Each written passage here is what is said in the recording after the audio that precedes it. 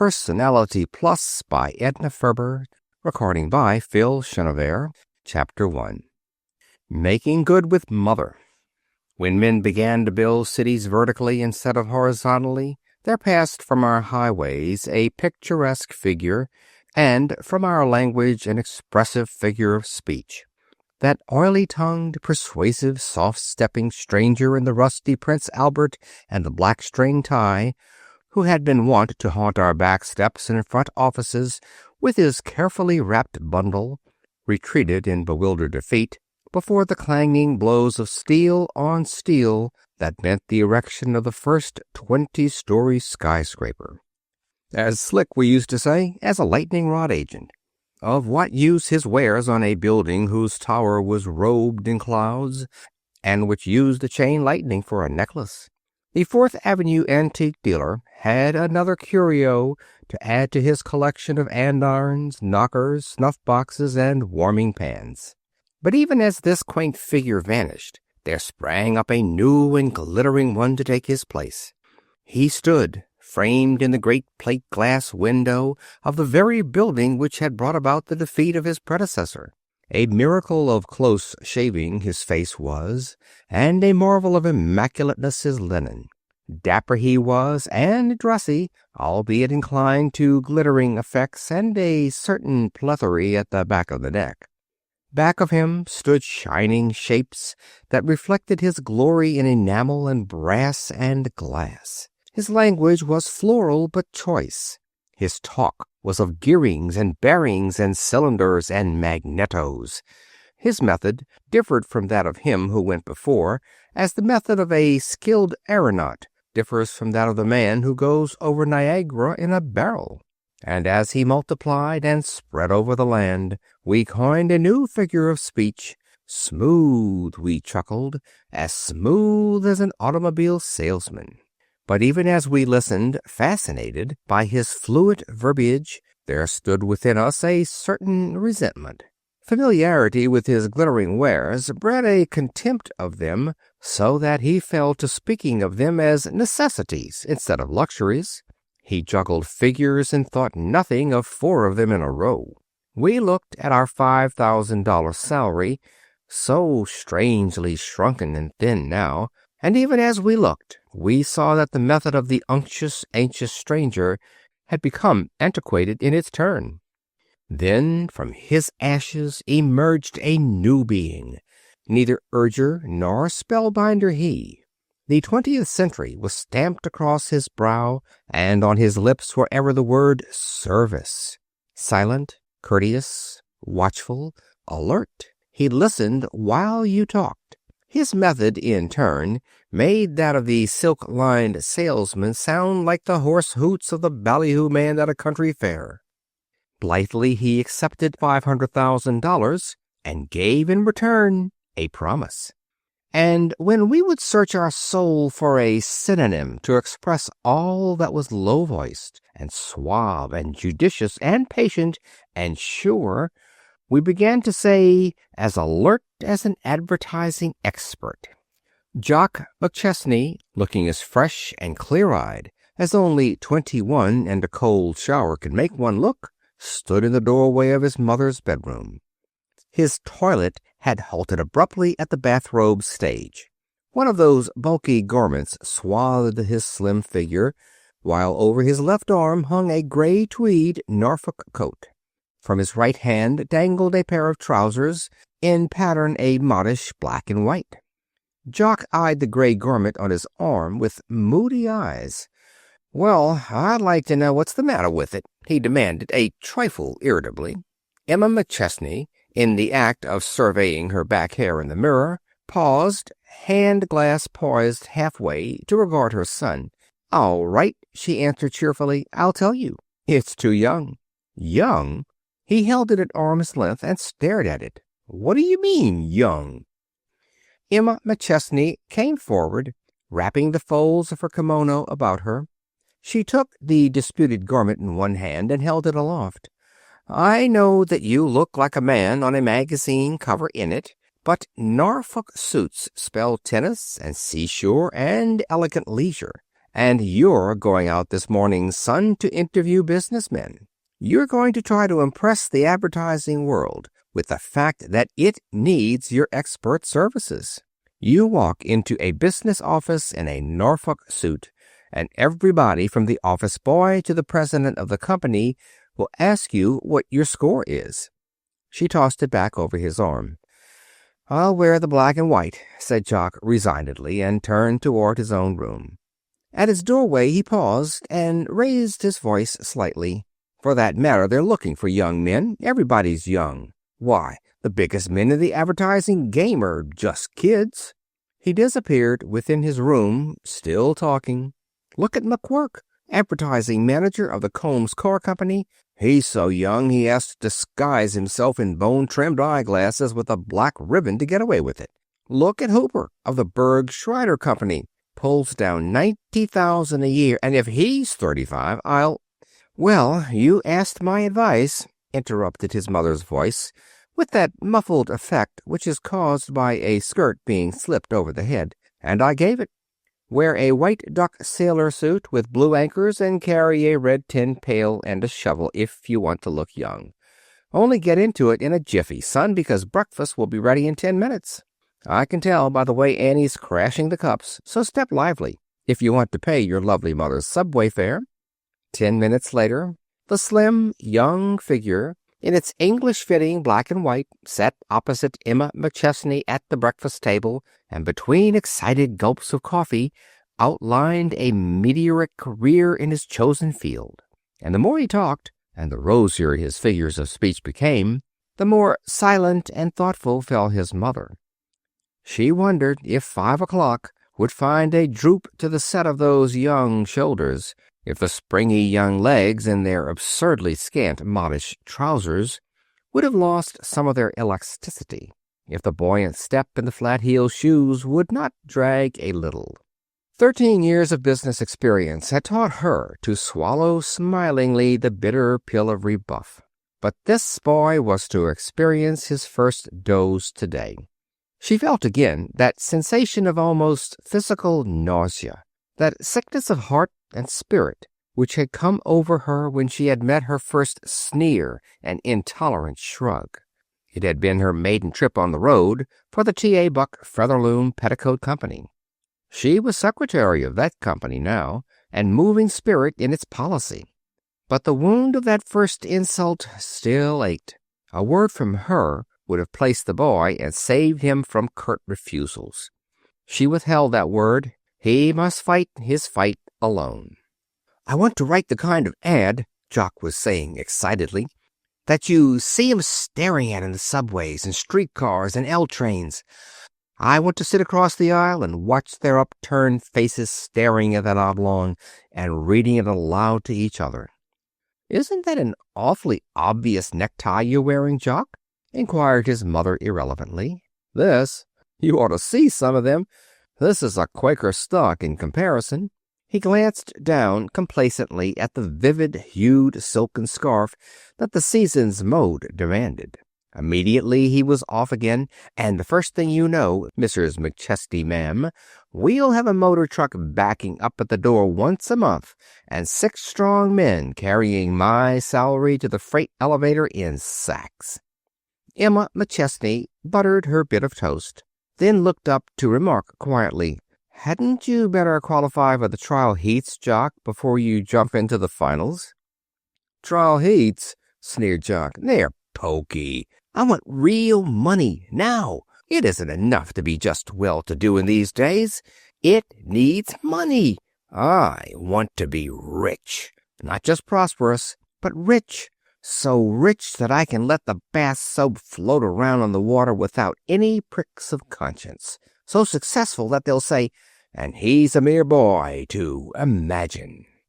And, Jock dear, Emma McChesney said, you've still to learn that plans and ambitions are like soap bubbles. The harder you blow and the more you inflate them, the quicker they burst. Plans and ambitions are things to be kept locked away in your heart, son, with no one but yourself to take an occasional peep at them. Jock leaned over the table with his charming smile. "You're a jealous blonde," he laughed, "because I'm going to be a captain of finance, an advertising wizard. You're afraid I'll grab the glory all away from you." Mrs. McChesney folded her napkin and rose. She looked unbelievably young and trim and radiant to be the mother of this boasting boy. "I'm not afraid," she drawled, a wicked little glint in her blue eyes.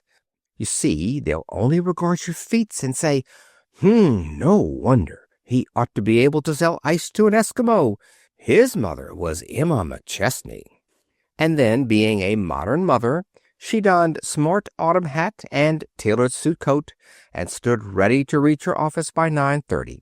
But because she was as motherly as she was modern, she swung open the door between kitchen and dining room to advise with Annie the adept. "Lamb chops tonight, eh, Annie? And sweet potatoes. Jock loves 'em. And corn au gratin and some head lettuce."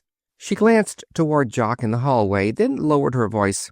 "Annie," she teased, "just give us one of your peach cobblers, will you? You see, he's going to be awfully tired when he gets home." So they stepped off to work together, mother and son. A mother of 25 years before would have watched her son with tear-dimmed eyes from the vine-wreathed porch of a cottage. There was no watching a son from the 10th floor of an uptown apartment house. Besides, she had her work to do.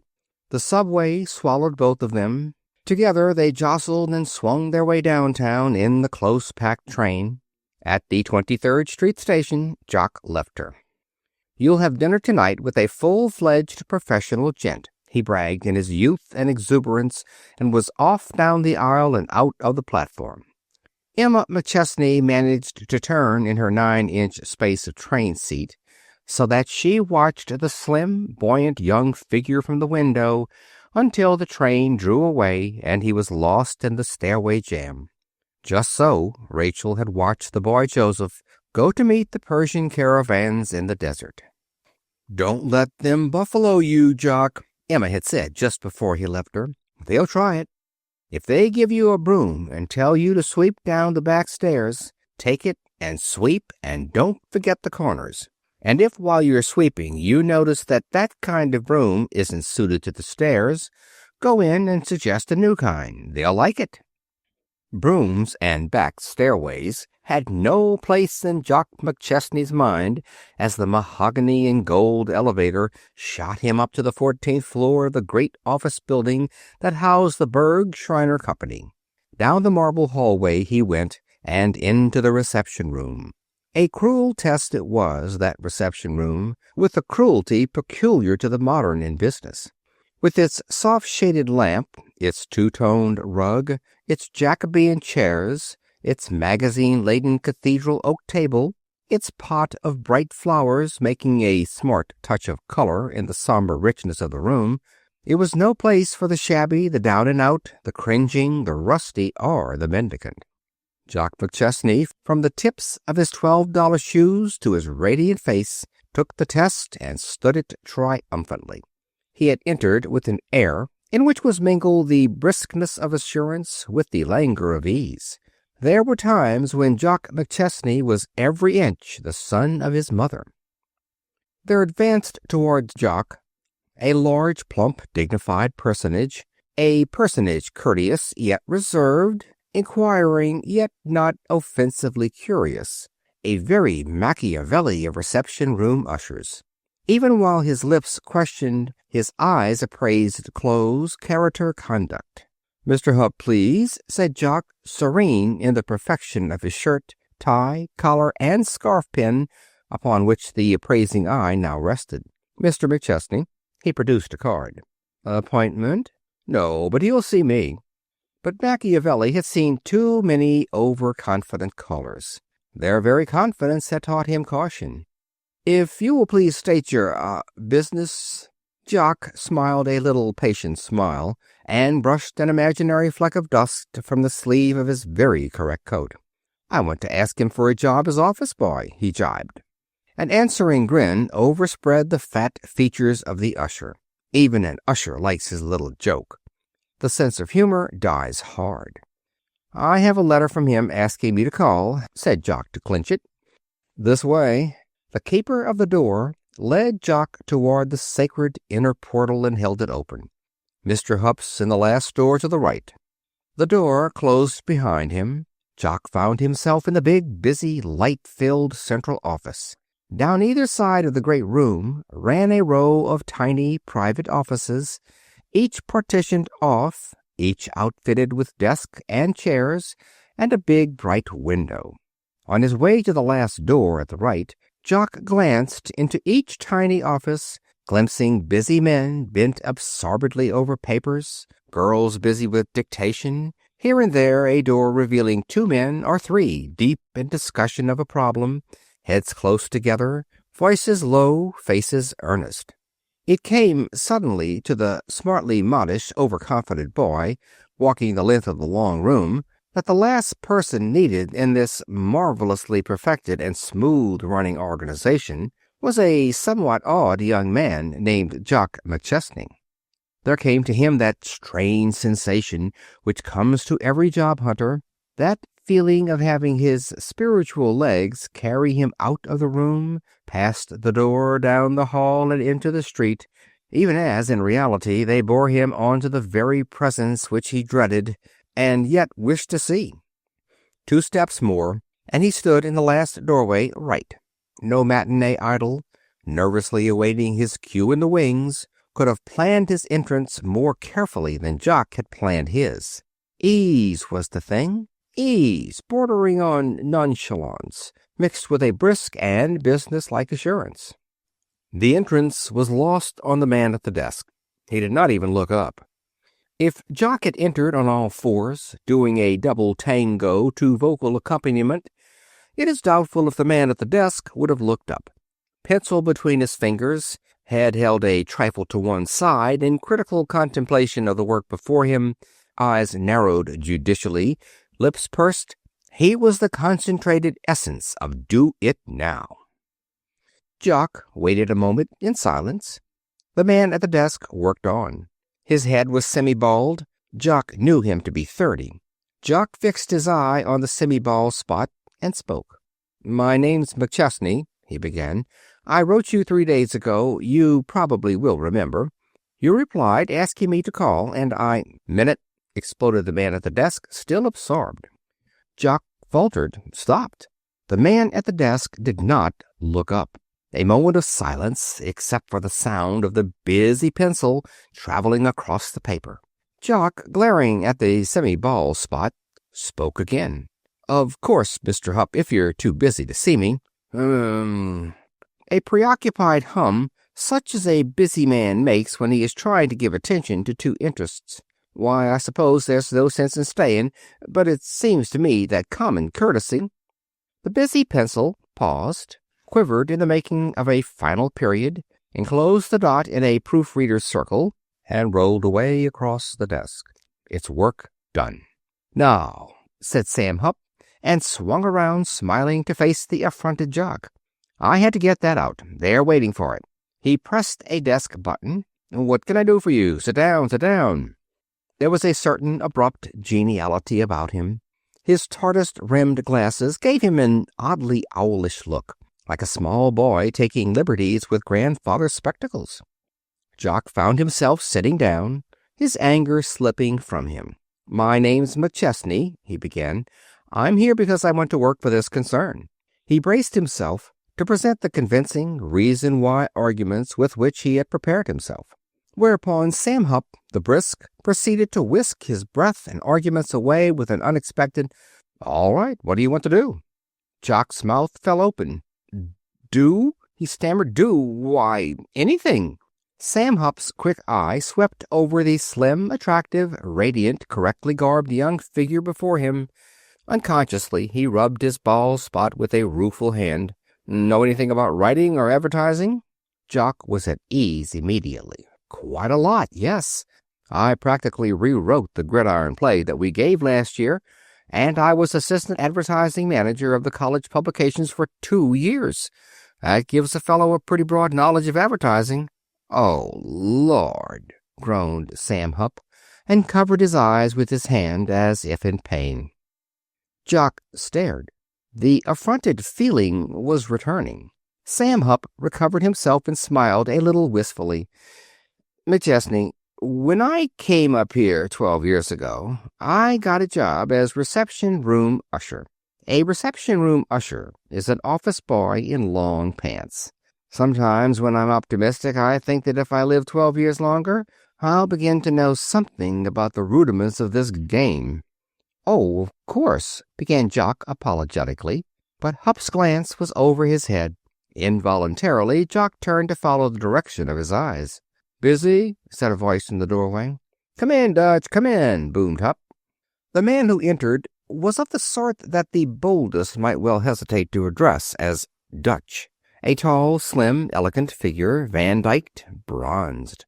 "McChesney, this is Von Herman, head of our art department." Their hands met in a brief clasp. Von Herman's thoughts were evidently elsewhere. "Just wanted to tell you that cussed model skipped out. Gone with the show. Just when I had the whole series blocked out in my mind." He was a wonder. No brains, but a marvel for looks and style. "These people want real stuff. Don't know how I'm going to give it to them now." Hupp sat up. "Got to," he snapped. "Campaign's late as it is. Can't you get an ordinary man model and fake the Greek god beauty?" "Yes, but it'll look faked. If I could lay my hands on a chap who could wear clothes as if they belonged to him." Hupp rose. "Here's your man," he cried with a snap of his fingers. "Clothes? Look at him. He invented 'em. Why, you could photograph him and he'd look like a drawing." Von Herman turned, surprised, incredulous, hopeful, his artist eye brightening at the ease and grace and modishness of the smart, well-knit figure before him. "Me?" exploded Jock, his face suffused with a dull, painful red. "Me? Pose for a clothing ad?" "Well," Hupp reminded him, "you said you'd do anything." Jock McChesney glared belligerently. Hupp returned the stare with a faint gleam of amusement shining behind the absurd glasses. The amused look changed to surprise as he beheld the glare in Jock's eyes fading. For even as he glared, there had come a warning to Jock, a warning sent just in time from that wireless station located in his subconscious mind. A vivid face, full of pride and hope and encouragement, flashed before him. "Jock," it said, "don't let 'em buffalo you. They'll try it. If they give you a broom and tell you to sweep down the back stairs." Jock was smiling his charming, boyish smile. "Lead me to your North Light," he laughed at Von Herman. "Got any Robert W. Chambers heroines tucked away there?" Hupp's broad hand came down on his shoulder with a thwack. "That's the spirit, McChesney. That's the—" He stopped abruptly. "Say, are you related to Mrs. Emma McChesney of the Featherloom Skirt Company?" "Slightly. She's my one and only mother." You mean her son? Well, I'll be darned." He held out his hand to Jock. "If you're a real son of your mother, I wish you'd just call the office boy as you step down the hall with Von Herman and tell him to bring me a hammer and a couple of spikes. I'd better nail down my desk." "I promise not to crowd you for a year or two," grinned Jock from the doorway, and was off with the pleased Von Herman. Past the double row of beehives again, into the elevator, out again, up a narrow iron stairway, into a busy, cluttered, skylighted room. Pictures, posters, photographs hung all about. Some of the pictures Jock recognized as old friends that had gazed familiarly at him from subway trains and streetcars and theater programs. Golf clubs, tennis rackets, walking sticks, billiard cues were stacked up in corners. And yet there was a bare and orderly look about the place. Two silent, shirt-sleeved men were busy at drawing boards. Through a doorway beyond, Jock could see others similarly engaged in the next room. On a platform in one corner of the room posed a young man in one of those costumes, the coat of which is a mongrel mixture of cutaway and sack. You see them worn by clergymen with unsecular ideas in dress, and by the leaders of the counterfeiters' gang in the moving pictures. The pose was that met with in the backs of magazines. The head lifted, eyes fixed on an interesting object unseen, one arm crooked to hold a cane, one foot advanced, the other trailing slightly, to give a Fifth Avenue 4 o'clock air. His face was expressionless. On his head was a sadly unironed silk hat. Von Herman glanced at the drawing tacked to the board of one of the men. "That'll do, Flynn," he said to the model. He glanced again at the drawing. "Bring out the hat a little more, Mac. They won't burnish it if you don't," to the artist. Then, turning about, "Where's that girl?" From a far corner, sheltered by long green curtains, stepped a graceful, almost childishly slim figure in a bronze green Norfolk suit and close-fitting hat, from beneath which curled a fluff of bright golden hair. Von Herman stared at her. "You're not the girl," he said. "You won't do." "You sent for me," retorted the girl. "I'm Miss Michelin, Gelda Michelin. I posed for you 6 months ago, but I've been out of town with the show since then." Von Herman, frowning, opened a table drawer, pulled out a card index, ran his long fingers through it, and extracted a card. He glanced at it, and then, the frown deepening, read it aloud. "Michelin, Linda, telephone Bryant 4759, brunette, medium build, good neck and eyes, good figure, good clothes." He glanced up. "Well, that's me," said Miss Michelin calmly. "I've got the same telephone number and eyes and neck and clothes. Of course my hair is different, and I am thinner, but that's business. I'd like to know what chance a fat girl would have in the chorus these days." Von Herman groaned. "I'll pay you for the time you've waited and for your trouble. Can't use you for these pictures."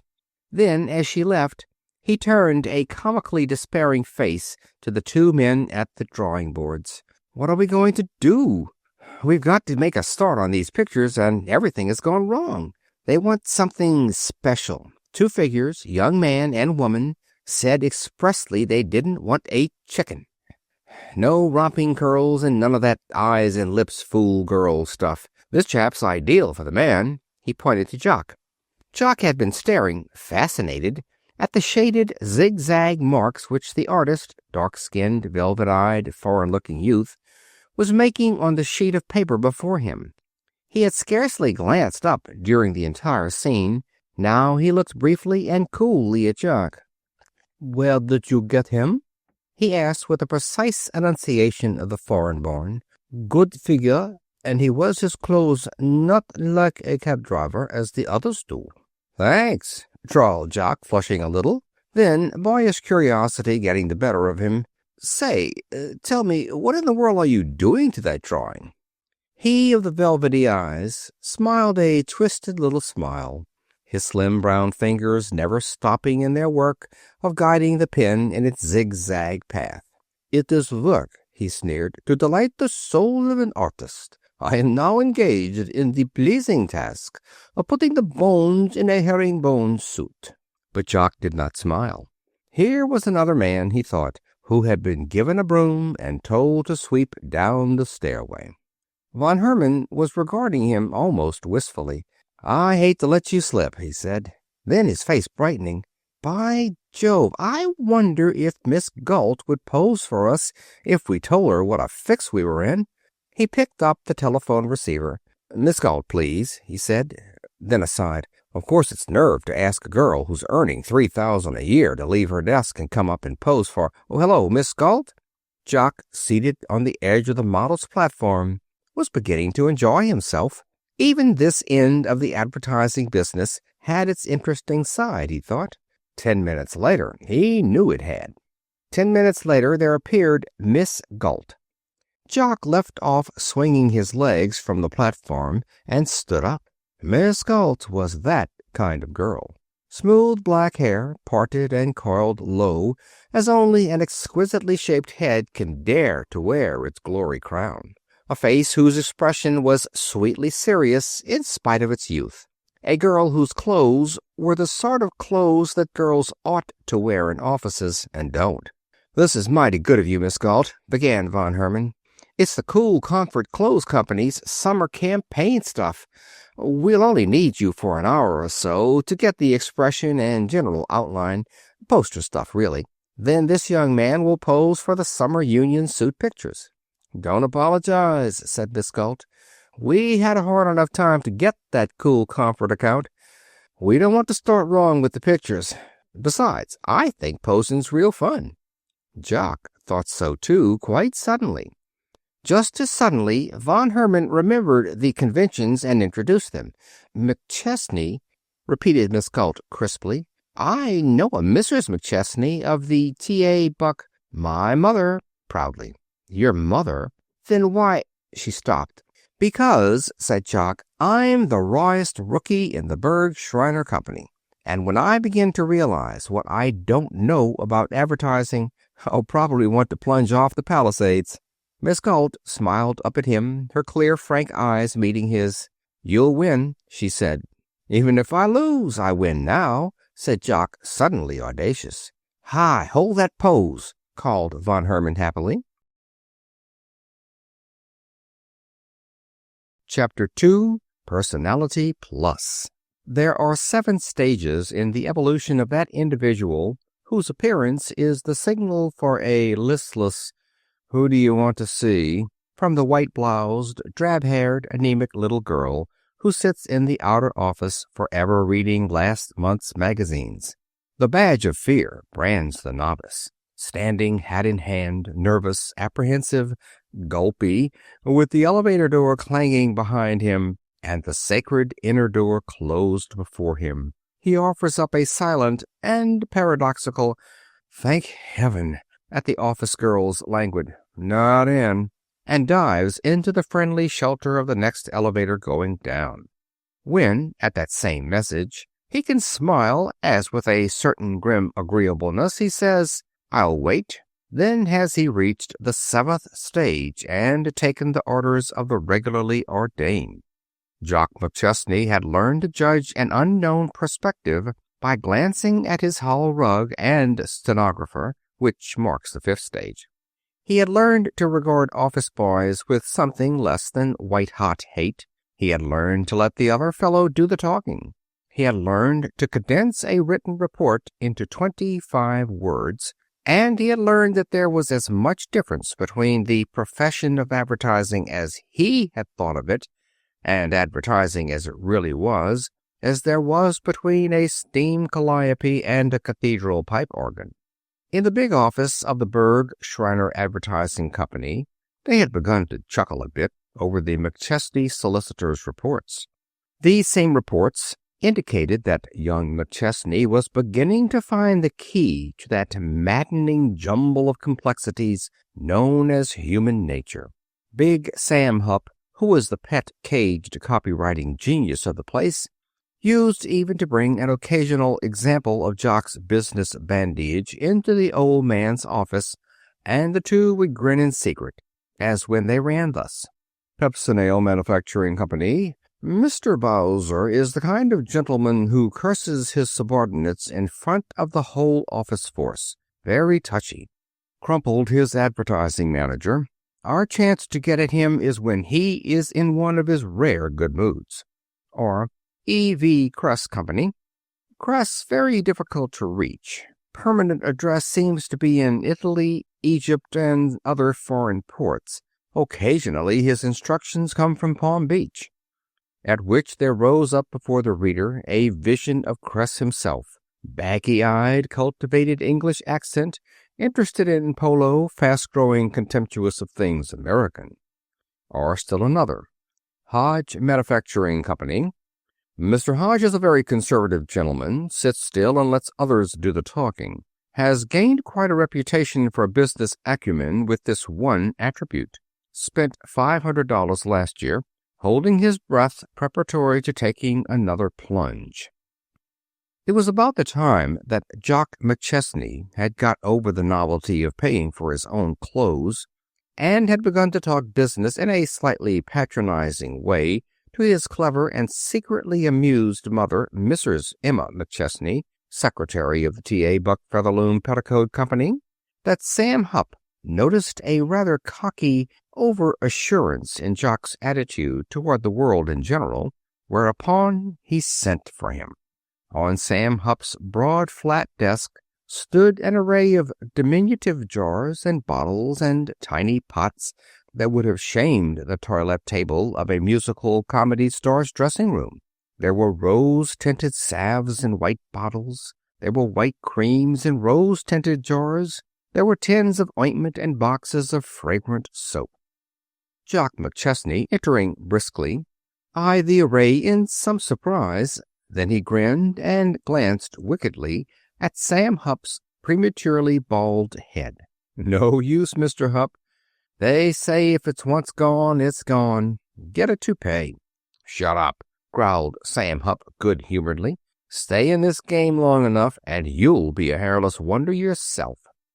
10 years ago, the girls used to have to tie their hands or wear mittens to keep from running their white fingers through my waving silken locks. Sit down a minute." Jock reached forward and took up a jar of cream. He frowned in thought, then, "Thought I recognized this stuff. Mother uses it. I've seen it on the bathroom shelf." "You bet she uses it," retorted Sam Hupp. "What's more, millions of other women will be using it in the next few years. This woman," he pointed to the name on the label, "has hit upon the real thing in toilette flub-dub. She's made a little fortune already, and if she don't look out, she'll be rich. They've got quite a plant. When she started, she used to put the stuff together herself over the kitchen stove. They say it's made of cottage cheese, stirred smooth and tinted pink.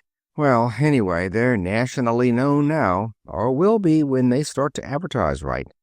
"I've seen some of their stuff advertised somewhere," interrupted Jock, "but I don't remember—" "There you are. You see, the head of this concern is a little bit frightened at the way she seems slated to become a lady cold cream magnate.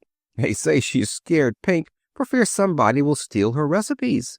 She has a kid nephew who acts as general manager, and they're both on the job all the time. They say the lady herself looks like the spinster in a Bagosh drama. You can get a boy to look up your train schedule." "Train? Schedule?" Across Jock McChesney's mind there flashed a vision of himself, alert, confident, brisk, taking the luxurious 9 o'clock for Philadelphia, or maybe the limited to Chicago, dashing down to the station in a taxi, of course, strolling down the car aisle to take his place among those other thoroughbreds of commerce, men whose chamois gloves and walking sticks and talk of golf and baseball and motoring spelled elegant leisure, even as their keen eyes and shrewd faces and low-voiced exchange of such terms as stocks and sales and propositions proclaimed them intent on bagging the day's business. Sam Hupp's next words brought him back to reality with a jerk. "I think you have to change at Buffalo. It gets you to Tonawanda in the morning. Rotten train." "Tonawanda?" repeated Jock. "Now listen, kid."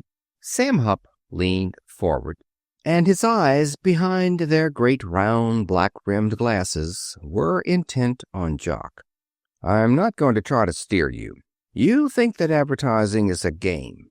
It isn't. There are those who think it's a science, but it isn't that either. It's white magic. That's what it is. And you can't learn it from books any more than you can master trout fishing from reading The Complete Angler." He swung about and swept the beauty lotions before him in a little heap at the end of his desk. "Here, take this stuff and get chummy with it. Eat it if necessary. Learn it somehow." Jock stood up, a little dazed. "But what? How? I mean—" Sam Hupp glanced up at him. "Sending you down there isn't my idea. It's the old man's. He's got an idea that you—" He paused and put a detaining hand on Jock McChesney's arm. "Look here, you think I know a little something about advertising, don't you?" "You?" laughed Jock. "You're the guy who put the whitening in the Great White Way. Everyone knows you were the—" "Thanks," interrupted Sam Hupp a little dryly. "Let me tell you something, young'un. I've got what you might call a 30-horsepower mind. I keep it running on high all the time with the muffler cut out, and you can hear me coming for miles. But the old man," he leaned forward impressively, "the old man, boy, has the 80-power kind, built like a watch. No smoke, no dripping, and you can't even hear the engine purr. But when he throws her open, Well, he can pass anything on the road. Don't forget that. He turned to his desk again and reached for a stack of papers and cuts. Good luck to you. If you want any further details, you can get 'em from Hayes. He plunged into his work. There arose in Jock McChesney's mind that instinct of the man in his hour of triumph, the desire to tell a woman of his greatness. He paused a second outside Sam Hupp's office, turned and walked quickly down the length of the great central room. He stopped before a little glass door at the end, tapped lightly, and entered. Grace Galt, copywriter, looked up, frowning a little. Then she smiled. Miss Galt had a complete layout on the desk before her: scrapbooks, cuts, copy, magazines. There was a little smudge on the end of her nose. Grace Galt was writing about magnetos. She was writing about magnetos in a way to make you want to drop your customer or your ironing or your game and go downtown and buy that particular kind of magneto at once, which is the secretest part of the wizardry of advertising copy. To look at Grace Galt, you would have thought that she should have been writing about the rose-tinted jars in Jock McChesney's hands, instead of about such things as ignition and insulation and ball bearings and induction windings. But it was Grace Galt's gift that she could take such hard, dry, technical facts and weave them into a story that you followed to the end. She could make you see the romance in condensers and transformers. She had the power that caused the reader to lose himself in the charm of magnetic poles or ball bearings and high-tension sparks. "Just dropped in to say goodbye," said Jock very casually. "Going to run upstate to see the Athena Company. Toilette specialties, you know. It ought to be a big account." "Athena?" Grace Galt regarded him absently, her mind still on her work. Then her eyes cleared. "You mean at Tonawanda? And they're sending you? Well!" She put out a congratulatory hand. Jock gripped it gratefully. "Not bad, eh?" he boasted. "Bad?" echoed Grace Galt. Her face became serious. "Do you realize that there are men in this office who have been here for 5 years, 6 years, or even more, and who have never been given a chance to do anything but stenography, or perhaps some private secretary?" "I know it," agreed Jock, but there was no humbleness in his tone. He radiated self-satisfaction. He seemed to grow and expand before her eyes. A little shadow of doubt crept across Grace Galt's expression of friendly interest. "Are you scared?" she asked. "Just the least bit?" Jock flushed a little. "Well," he confessed ruefully, "I don't mind telling you I am, a little." "Good." "Good?" "Yes. The head of that concern is a woman. That's one reason why they don't send me, I suppose. I'd like to say something, if you don't mind." "Anything you like," said Jock graciously. "Well, then, don't be afraid of being embarrassed and fussed. If you blush and stammer a little, she'll like it. Play up the coy stuff." "The coy stuff?" echoed Jock. "I hadn't thought much about my attitude toward the lady," a little stiffly. "Well, you'd better," answered Miss Galt crisply. She put out her hand in much the same manner as Sam Hupp had used. "Good luck to you. I'll have to ask you to go now. I'm trying to make this magneto sound like something without which no home is complete, and to make people see that there's as much difference between it and every other magneto as there is between the steam shovels that dug out the Panama Canal and the junk that the French left there." She stopped. Her eyes took on a faraway look. Her lips were parted slightly. "Why, that's not a bad idea, that last. I'll use that. She began to scribble rapidly on the sheet of paper before her. With a jolt, Jock McChesney realized that she had forgotten all about him. He walked quietly to the door, opened it, shut it very quietly, and made for the nearest telephone. He knew one woman he could count on to be proud of him. He gave his number, waited a little eager moment, then, "Featherloom Petticoat Company, Mrs. McChesney," and waited again. Then he smiled. "You don't need to sound so official," he laughed. "It's only your son. Listen, He took on an elaborate carelessness of tone. "I've got to make a little jump out of town, on business. Oh, a day or so. Rather important, though. I'll have time to run up to the flat and throw a few things into a bag. I'll tell you, I really ought to keep a bag packed down here, in case of emergency, you know." "What?" "It's the Athena Toilet Preparations Company." "Well, I should say it is. I'll wire you." "You bet. Thanks." "My what?" "Oh, toothbrush. No. Goodbye." So it was that at 3:10, Jock McChesney took himself, his hopes, his dread, and his smart walrus bag aboard a train that halted and snuffed and backed and bumped and halted with maddening frequency. But it landed him at last in a little town bearing the characteristics of all American little towns. It was surprisingly full of six-cylinder cars and 5 and 10-cent stores and banks with Doric columns and paved streets. After he had registered at the hotel, and as he was cleaning up a bit, he passed an amused eye over the bare, ugly, fusty little hotel bedroom.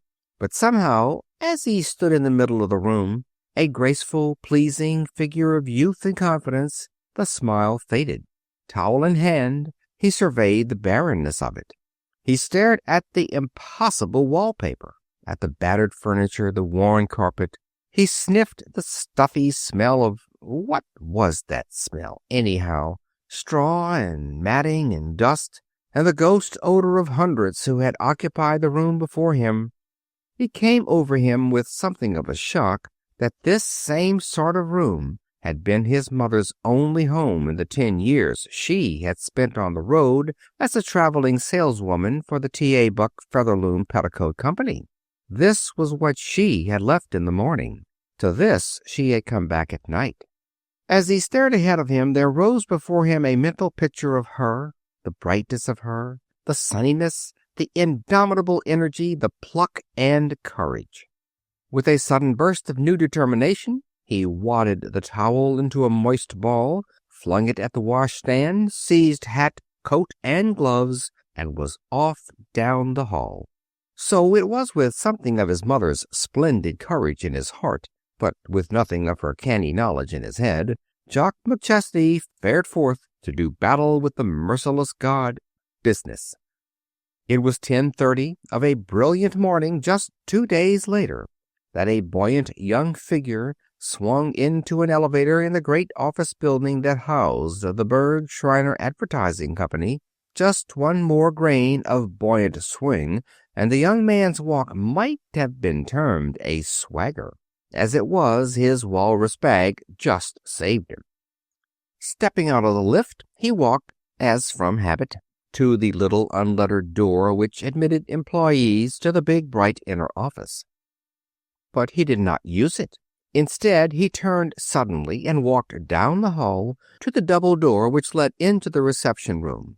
He threw out his legs stiffly and came down, rather flat-footed, the way George Cohan does when he's pleased with himself in the second act. "Hello, Mac," he called out jovially. Mac, the usher, so called from his Machiavellian qualities, turned to survey the radiant young figure before him. "Good morning, Mr. McChesney," he made answer smoothly. Mac never forgot himself. His keen eye saw the little halo of self-satisfaction that hovered above Jock McChesney's head. "A successful trip, I see." Jock McChesney laughed a little, pleased, conscious laugh. "Well, rather," he drawled, and opened the door leading into the main office. He had been loath to lose one crumb of the savor of it. Still smiling, he walked to his own desk with a nod here and there, dropped his bag, took off his coat and hat, selected a cigarette, tapped it smartly, lighted it, and was off down the big room to the little cubbyhole at the other end. But Sam Hupp's plump, keen, good-humored face did not greet him as he entered. The little room was deserted. Frowning, Jock sank into the empty desk chair. He cradled his head in his hands, tilted the chair, pursed his mouth over the slender white cylinder, and squinted his eyes up toward the lazy blue spirals of smoke, the very picture of content and satisfaction. Hupp was in attending some conference in the old man's office, of course. He wished they'd hurry. The business of the week was being boiled down there. Those conferences were great cauldrons into which the day's business or the week's was dumped to be boiled, simmered, stirred, skimmed, cooled. Jock had never been privileged to attend one of these meetings. Perhaps by this time next week he might have a spoon in the stirring, too. There came a murmur of voices as a door was opened. The voices came nearer, then quick footsteps. Jock recognized them. He rose, smiling. Sam Hupp, vibrating electric energy, breezed in. "Oh, hello," he said, surprised. Jock's smile widening to a grin. "You back?" "Hello, Hupp," he said coolly. It was the first time that he had omitted the prefix. "You just bet I'm back." There flashed across Sam Hupp's face a curious little look. The next instant it was gone. "Well," said Jock, and took a long breath, "Mr. Berg wants to see you." Hupp plunged into his work. "Me? The old man wants to see me?" "Yes," snapped Hupp shortly. Then, in a new tone, "Look here, son, if he says—" He stopped and turned back to his work again. "If he says what?" "Nothing. Better run along." "What's the hurry? I want to tell you about—" "Better tell him." "Oh, all right," said Jock stiffly. If that was the way they treated a fellow who had turned his first real trick, why, very well. He flung out of the little room and made straight for the old man's office. Seated at his great flat table desk, Bartholomew Berg did not look up as Jock entered. This was characteristic of the old man. Everything about the chief was deliberate, sure, unhurried. He finished the work in hand as though no other person stood there waiting his pleasure. When at last he raised his massive head, he turned his penetrating pale blue eyes full on Jock.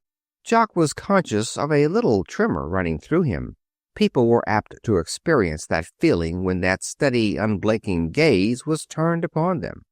And yet it was just the clear, unwavering look with which Bartholomew Berg, former boy, had been wont to gaze out across the fresh-plowed fields to the horizon beyond which lay the city he dreamed about. "Tell me your side of it," said Bartholomew Berg tersely. "All of it?" Jock's confidence was returning. "Till I stop you." "Well," began Jock, and standing there at the side of the old man's desk, his legs wide apart, his face aglow, his hands on his hips, he plunged into his tale. "It started off with a bang from the minute I walked into the office of the plant and met Snyder, the advertising manager. We shook hands and sparked just like that." He snapped his thumb and finger. "What do you think? We belong to the same frat. He's 93. Inside of 10 minutes, he and I were side-washing around like mad. He introduced me to his aunt. I told her who I was and all that, but I didn't start off by talking business. We got along from the jump. They both insisted on showing me through the place. Well, he laughed a little ruefully. There's something about being shown through a factory that sort of paralyzes my brain. I always feel that I ought to be asking keen, alert, intelligent questions like the ones Kipling always asks, or the Japs when they're taken through the stockyards. But I never can think of any. Well, we didn't talk business much, but I could see that they were interested. They seemed to—" he faltered and blushed a little, "to like me, you know. I played golf with Snyder that afternoon, and he beat me, won 2 balls. The next morning I found there's been a couple of other advertising men there, and while I was talking to Snyder, he was telling me about the time he climbed up and muffled the chapel bell. That fellow Flynn of the Dowd agency came in. Snyder excused himself and talked to him for, half an hour perhaps, but that was all. He was back again in no time. After that it looked like plain sailing. We got along wonderfully. When I left, I said, 'I expect to know you both better.' 'I guess,' interrupted the old man slowly, 'that you'll know them better all right.' He reached out with one broad, freckled hand and turned back the page of a desk memorandum. 'The Athena account was given to the Dowd Advertising Agency yesterday.' It took Jock McChesney 1 minute, one long, sickening minute, to grasp the full meaning of it all. He stared at the massive figure before him, his mouth ludicrously open, his eyes round, his breath for the moment suspended. Then in a queer husky voice, "Do you mean the Dowd? But they couldn't." "I mean," said Bartholomew Berg, "that you've scored what the dramatic critics call a personal hit, but that doesn't get the box office anything." "But, Mr. Berg, they said—" "Sit down a minute, boy." He waved one great heavy hand toward a nearby chair. His eyes were not fixed on Jock. They gazed out of the window toward the great white tower, toward which hundreds of thousands of eyes were turned daily. The tower, four-faced but faithful. "McChesney, do you know why you fell down on that Athena account?" "Because I'm an idiot," blurted Jock. "Because I'm a double-barreled, corn-fed, hand-picked chump, and—" "That's one reason," drawled the old man grimly, "but it's not the chief one. The real reason why you didn't land that account was because you're too darned charming." "Charming?" Jock stared. "Just that. Personality's one of the biggest factors in business today. But there are some men who are so likable that it actually counts against them. The client he's trying to convince is so taken with him that he actually forgets the business he represents. We say of a man like that he is personality plus. Personality is like electricity, McChesney. It's got to be tamed to be useful." "But I thought," said Jock miserably, "that the idea was not to talk business all the time." "You've got it," agreed Berg, "but you must think it all the time, every minute. It's got to be working away in the back of your head. You know it isn't always the biggest noise that gets the biggest result. The great American hen yields a bigger income than the Steel Trust. Look at Miss Galt. When we have a job that needs a woman's eye, do we send her? No. Why? Because she's too blame charming. Too much personality. A man just naturally refuses to talk business to a pretty woman unless she's so smart that—" "My mother," interrupted Jock suddenly, and then stopped, surprised at himself. "Your mother," said Bartholomew Berg slowly, "is one woman in a million. Don't ever forget that. They don't turn out models like Emma McChesney more than once every blue moon." Jock got to his feet slowly. He felt heavy, old. "I suppose," he began, "that this ends my advertising career." "Ends it?" The old man stood up and put a heavy hand on the boy's shoulder. "It only begins it. Unless you want to lie down and quit. Do you?" "Quit?" cried Jock McChesney. "Quit? Not on your white space." "Good," said Bartholomew Berg, and he took Jock McChesney's hand in his own great friendly grasp. An instinct as strong as that which had made him blatant in his hour of triumph now caused him to avoid, in his hour of defeat, the womenfolk before whom he would fain be a hero. He avoided Grace Galt all that long, dreary afternoon. He thought wildly of staying downtown for the evening, of putting off the meeting with his mother, of avoiding the dreaded explanations, excuses, confessions. But when he let himself into the flat at 5:30, the place was very quiet, except for Annie humming in a sort of nasal sing-song of content in the kitchen. He flicked on the light in the living room. A new magazine had come.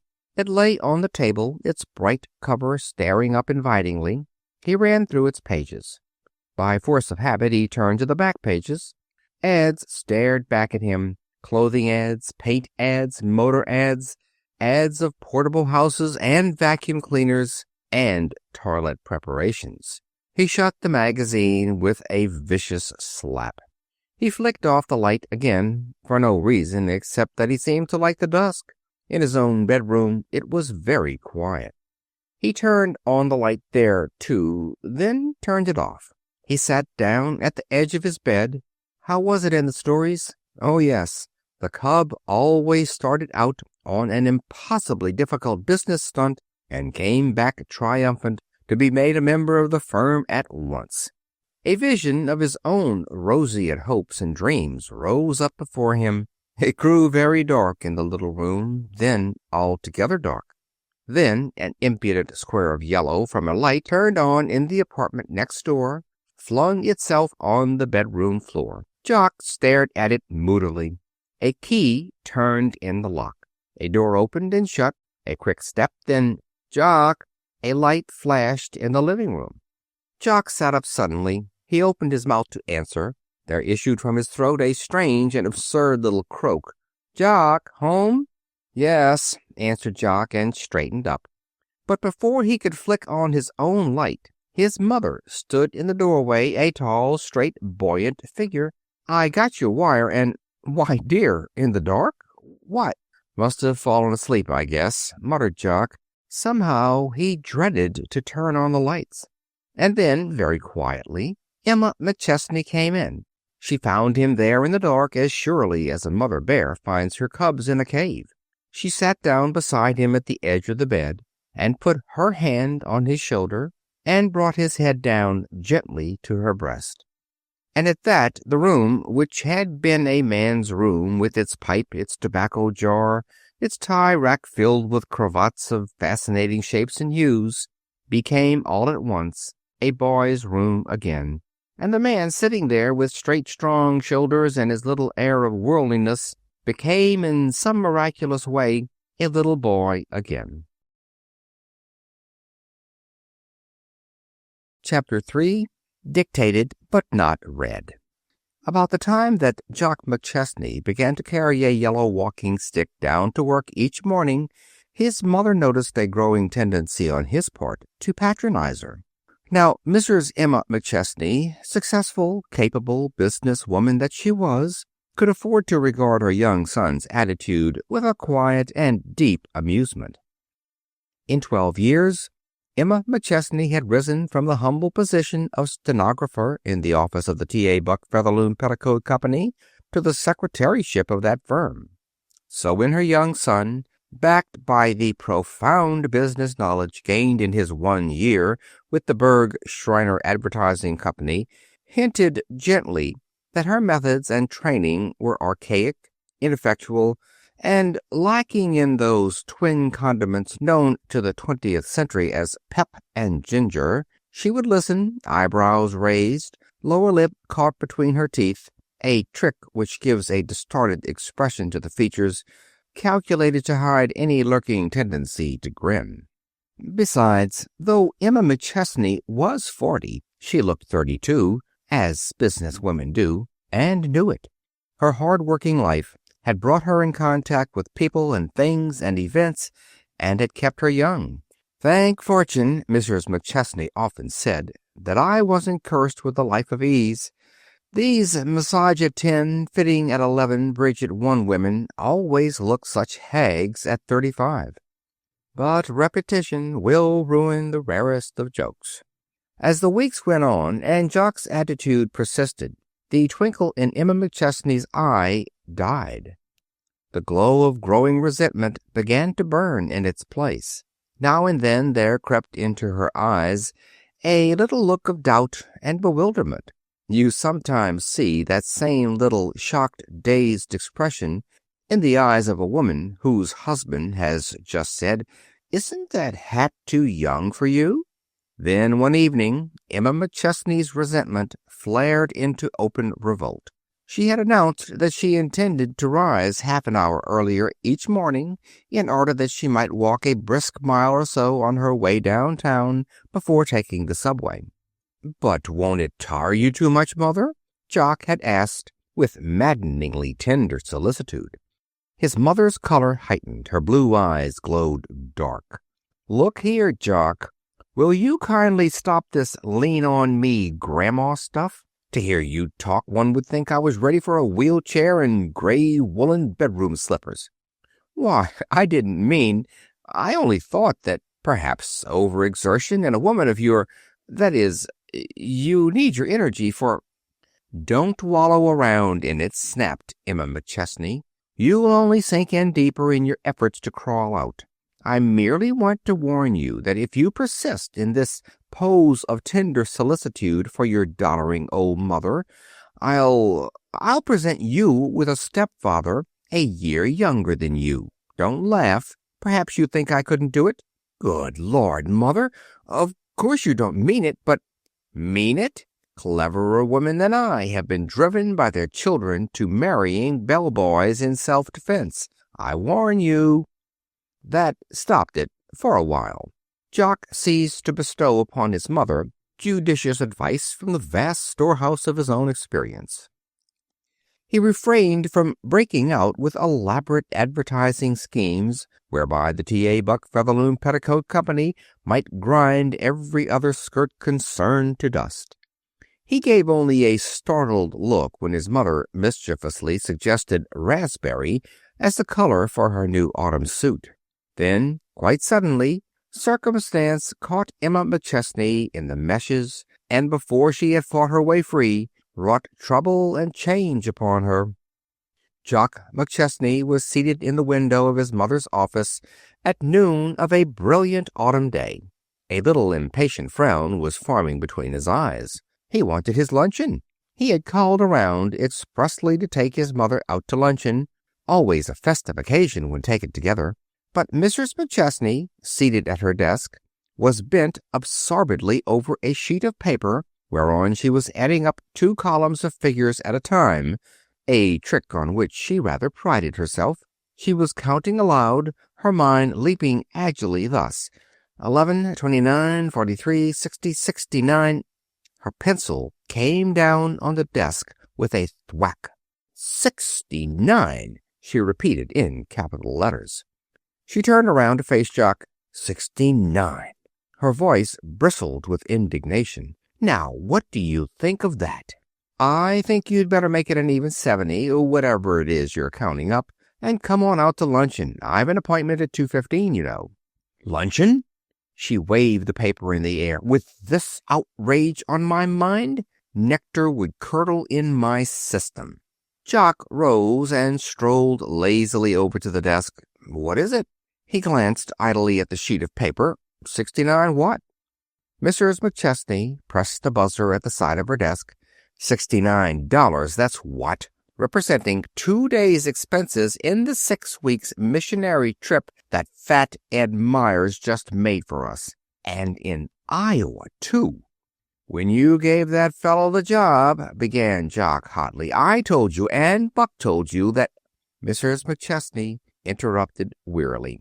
Yes, I know.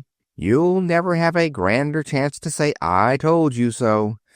I hired him because he was out of a job and we needed a man who knew the Middle Western trade, and then because, well, poor fellow, he begged so and promised to keep straight, as though I oughtn't to know that a pinochle and poker traveling man can never be anything but a pinochle and poker traveling man.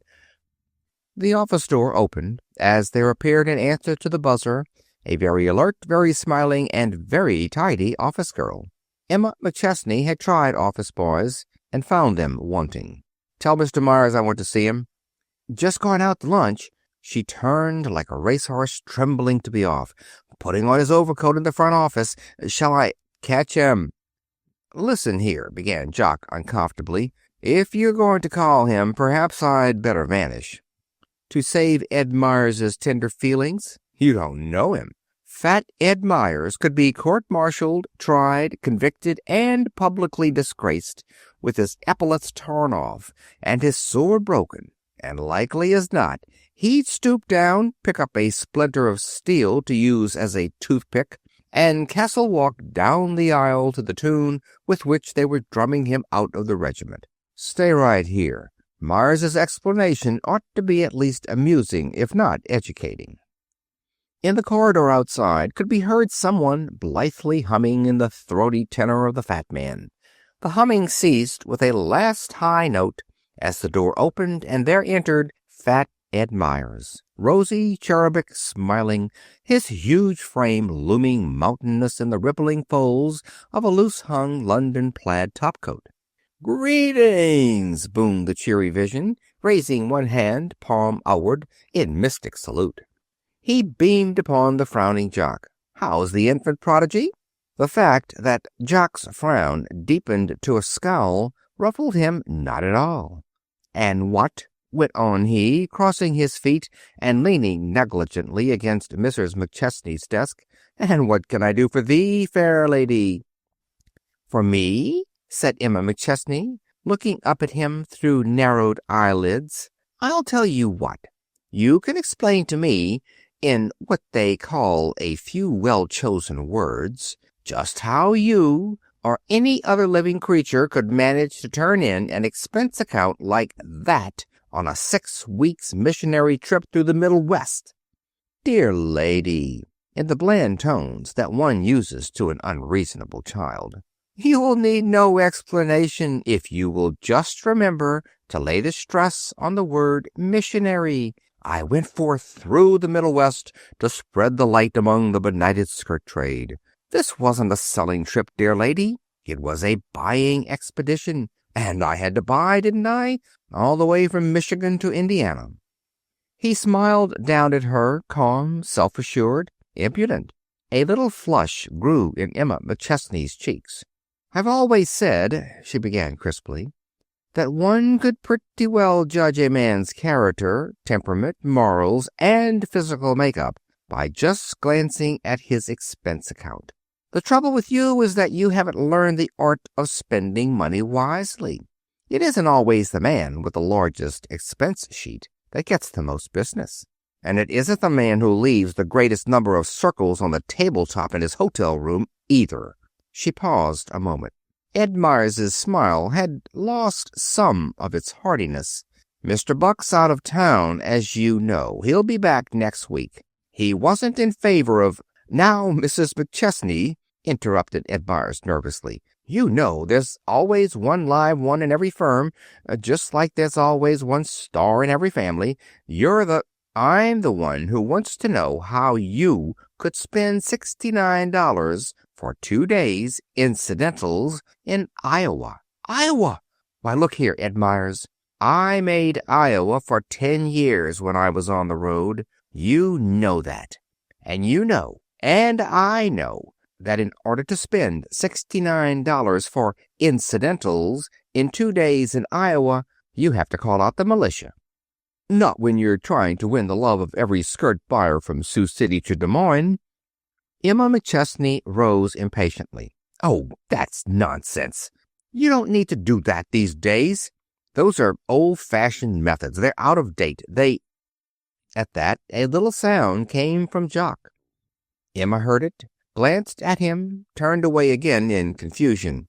"I was foolish enough in the first place to give you this job for old time's sake," she continued hurriedly. Fat Ed Meyers's face drooped dolefully. He cocked his round head on one side fatuously. "For old time's sake," he repeated with tremulous pathos, and heaved a gusty sigh.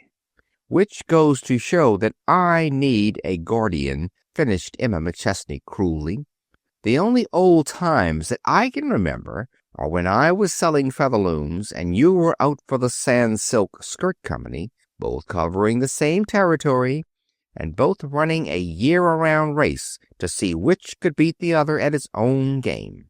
The only difference was that I always played fair while you played low down whenever you had a chance. Now, my dear Mrs. McChesney—" "That'll be all," said Emma McChesney, as one whose patience is fast slipping away. "Mr. Buck will see you next week."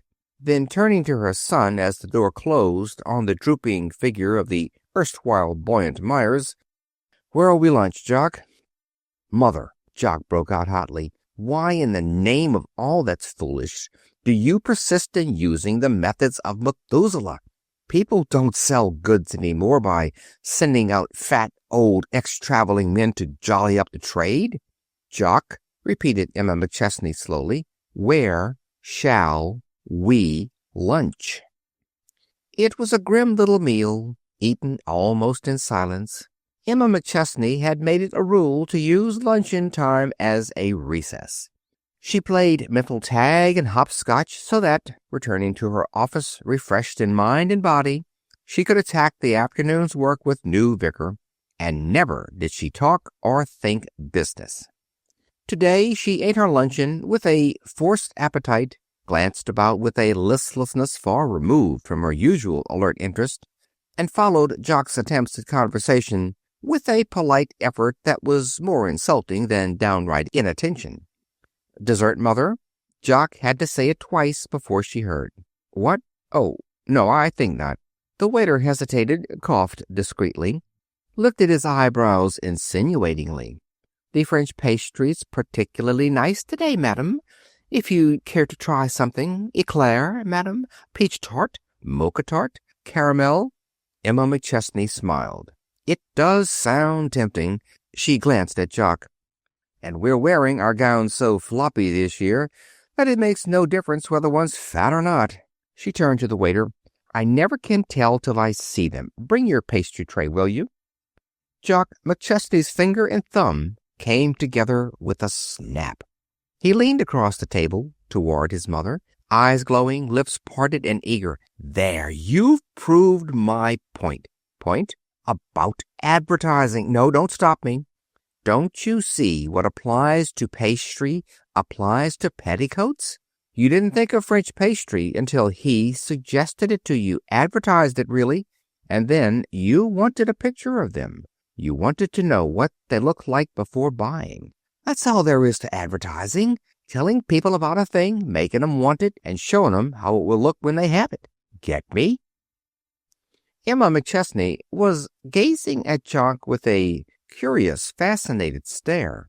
It was a blank little look such as we sometimes wear when the mind is working furiously.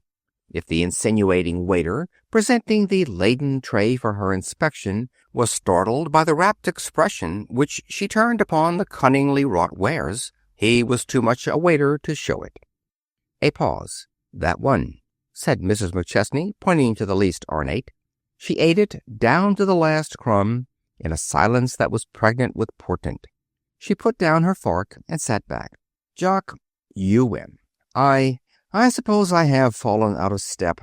Perhaps I've been too busy watching my own feet. T.A. will be back next week. Could your office have an advertising plan roughly sketched by that time?" "Could they?" His tone was exultant. "Watch 'em. Hupp's been crazy to make Featherlooms famous. But look here, son, I want a hand in that copy. I know Featherlooms better than your Sam Hupp will ever." Jock shook his head. "They won't stand for that, Mother. It never works. The manufacturer always thinks he can write magic stuff because he knows his own product, but he never can. You see, he knows too much. That's it. No perspective." "We'll see," said Emma McChesney curtly. So it was that 10 days later, the first important conference in the interests of the Featherloom Petticoat Company's advertising campaign was called. But in those 10 days of hurried preparation, a little silent tragedy had come about. For the first time in her brave, sunny life, Emma McChesney had lost faith in herself.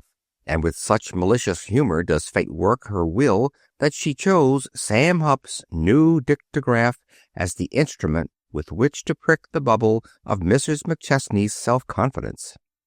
Sam Hupp, one of the copywriting marvels of the Berg Schreiner firm, had a trick of forgetting to shut off certain necessary currents when he paused in his dictation to throw in conversational asides. The old and experienced stenographers had learned to look out for that, and to eliminate from their typewritten letters certain irrelevant and sometimes irreverent asides, which Sam Hupp evidently had addressed to his pipe or the office boy, and was not intended for the tube of the all-devouring dictograph. There was a new and nervous little stenographer in the outer office, and she had not been warned of this. "We think very highly of the plan you suggest," Sam Hupp had said into the dictograph's mouthpiece. "In fact, in one of your valuable copy suggestions, you—" Without changing his tone, he glanced over his shoulder at his colleague, Hopper, who was listening and approving. "Let the old girl think the idea's her own. She's virtually the head of that concern, and they've spoiled her. Successful and used to being kowtowed to. Doesn't know her notions of copy are 10 years behind the advertising game." and went on with his letter again, after which he left the office to play golf. And the little blonde numbskull in the outer office dutifully took down what the instrument had to say, word for word, marked it dictated but not read, signed neat initials, and with a sigh went on with the rest of her sheaf of letters. Emma McChesney read the letter next morning. She read it down to the end, and then again. The two readings were punctuated with a little gasp, such as we give when an icy douche is suddenly turned upon us, and that was all. A week later, an intent little group formed a ragged circle about the big table in the private office of Bartholomew Berg, head of the Berg Schreiner Advertising Company. Bartholomew Berg himself, massive, watchful, taciturn, managing to give an impression of power by his very silence, sat at one side of the long table. Just across from him, a sleek-haired stenographer bent over her notebook, jotting down every word that the conference might make business history. Hopper, at one end of the room, studied his shoe heel intently. He was unbelievably boyish-looking to command the fabulous salary reported to be his. Advertising men, mentioning his name, pulled a figurative forelock as they did so. Near Mrs. McChesney sat Sam Hupp, he of the lightning brain and the surefire copy. Emma McChesney, strangely silent, kept her eyes intent on the faces of the others. T.A. Buck, interested, enthusiastic, but somewhat uncertain, glanced now and then at his silent business partner, found no satisfaction in her set face, and glanced away again. Grace Galt, unbelievably young and pretty to have won a place for herself in that conference of business people, smiled in secret at Jock McChesney's evident struggle to conceal his elation at being present at this, his first staff meeting. The conference had lasted 1 hour now. In that time, Featherloom petticoats had been picked to pieces, bit by bit, from hem to waistband. Nothing had been left untouched. Every angle had come under the keen vision of the advertising experts. The comfort of the garment, its durability, style, cheapness, service, which to emphasize. Novelty campaign, in my opinion, said Hopper, breaking one of his long silences. There's nothing new in petticoats themselves, you know. You've got to give 'em a new angle.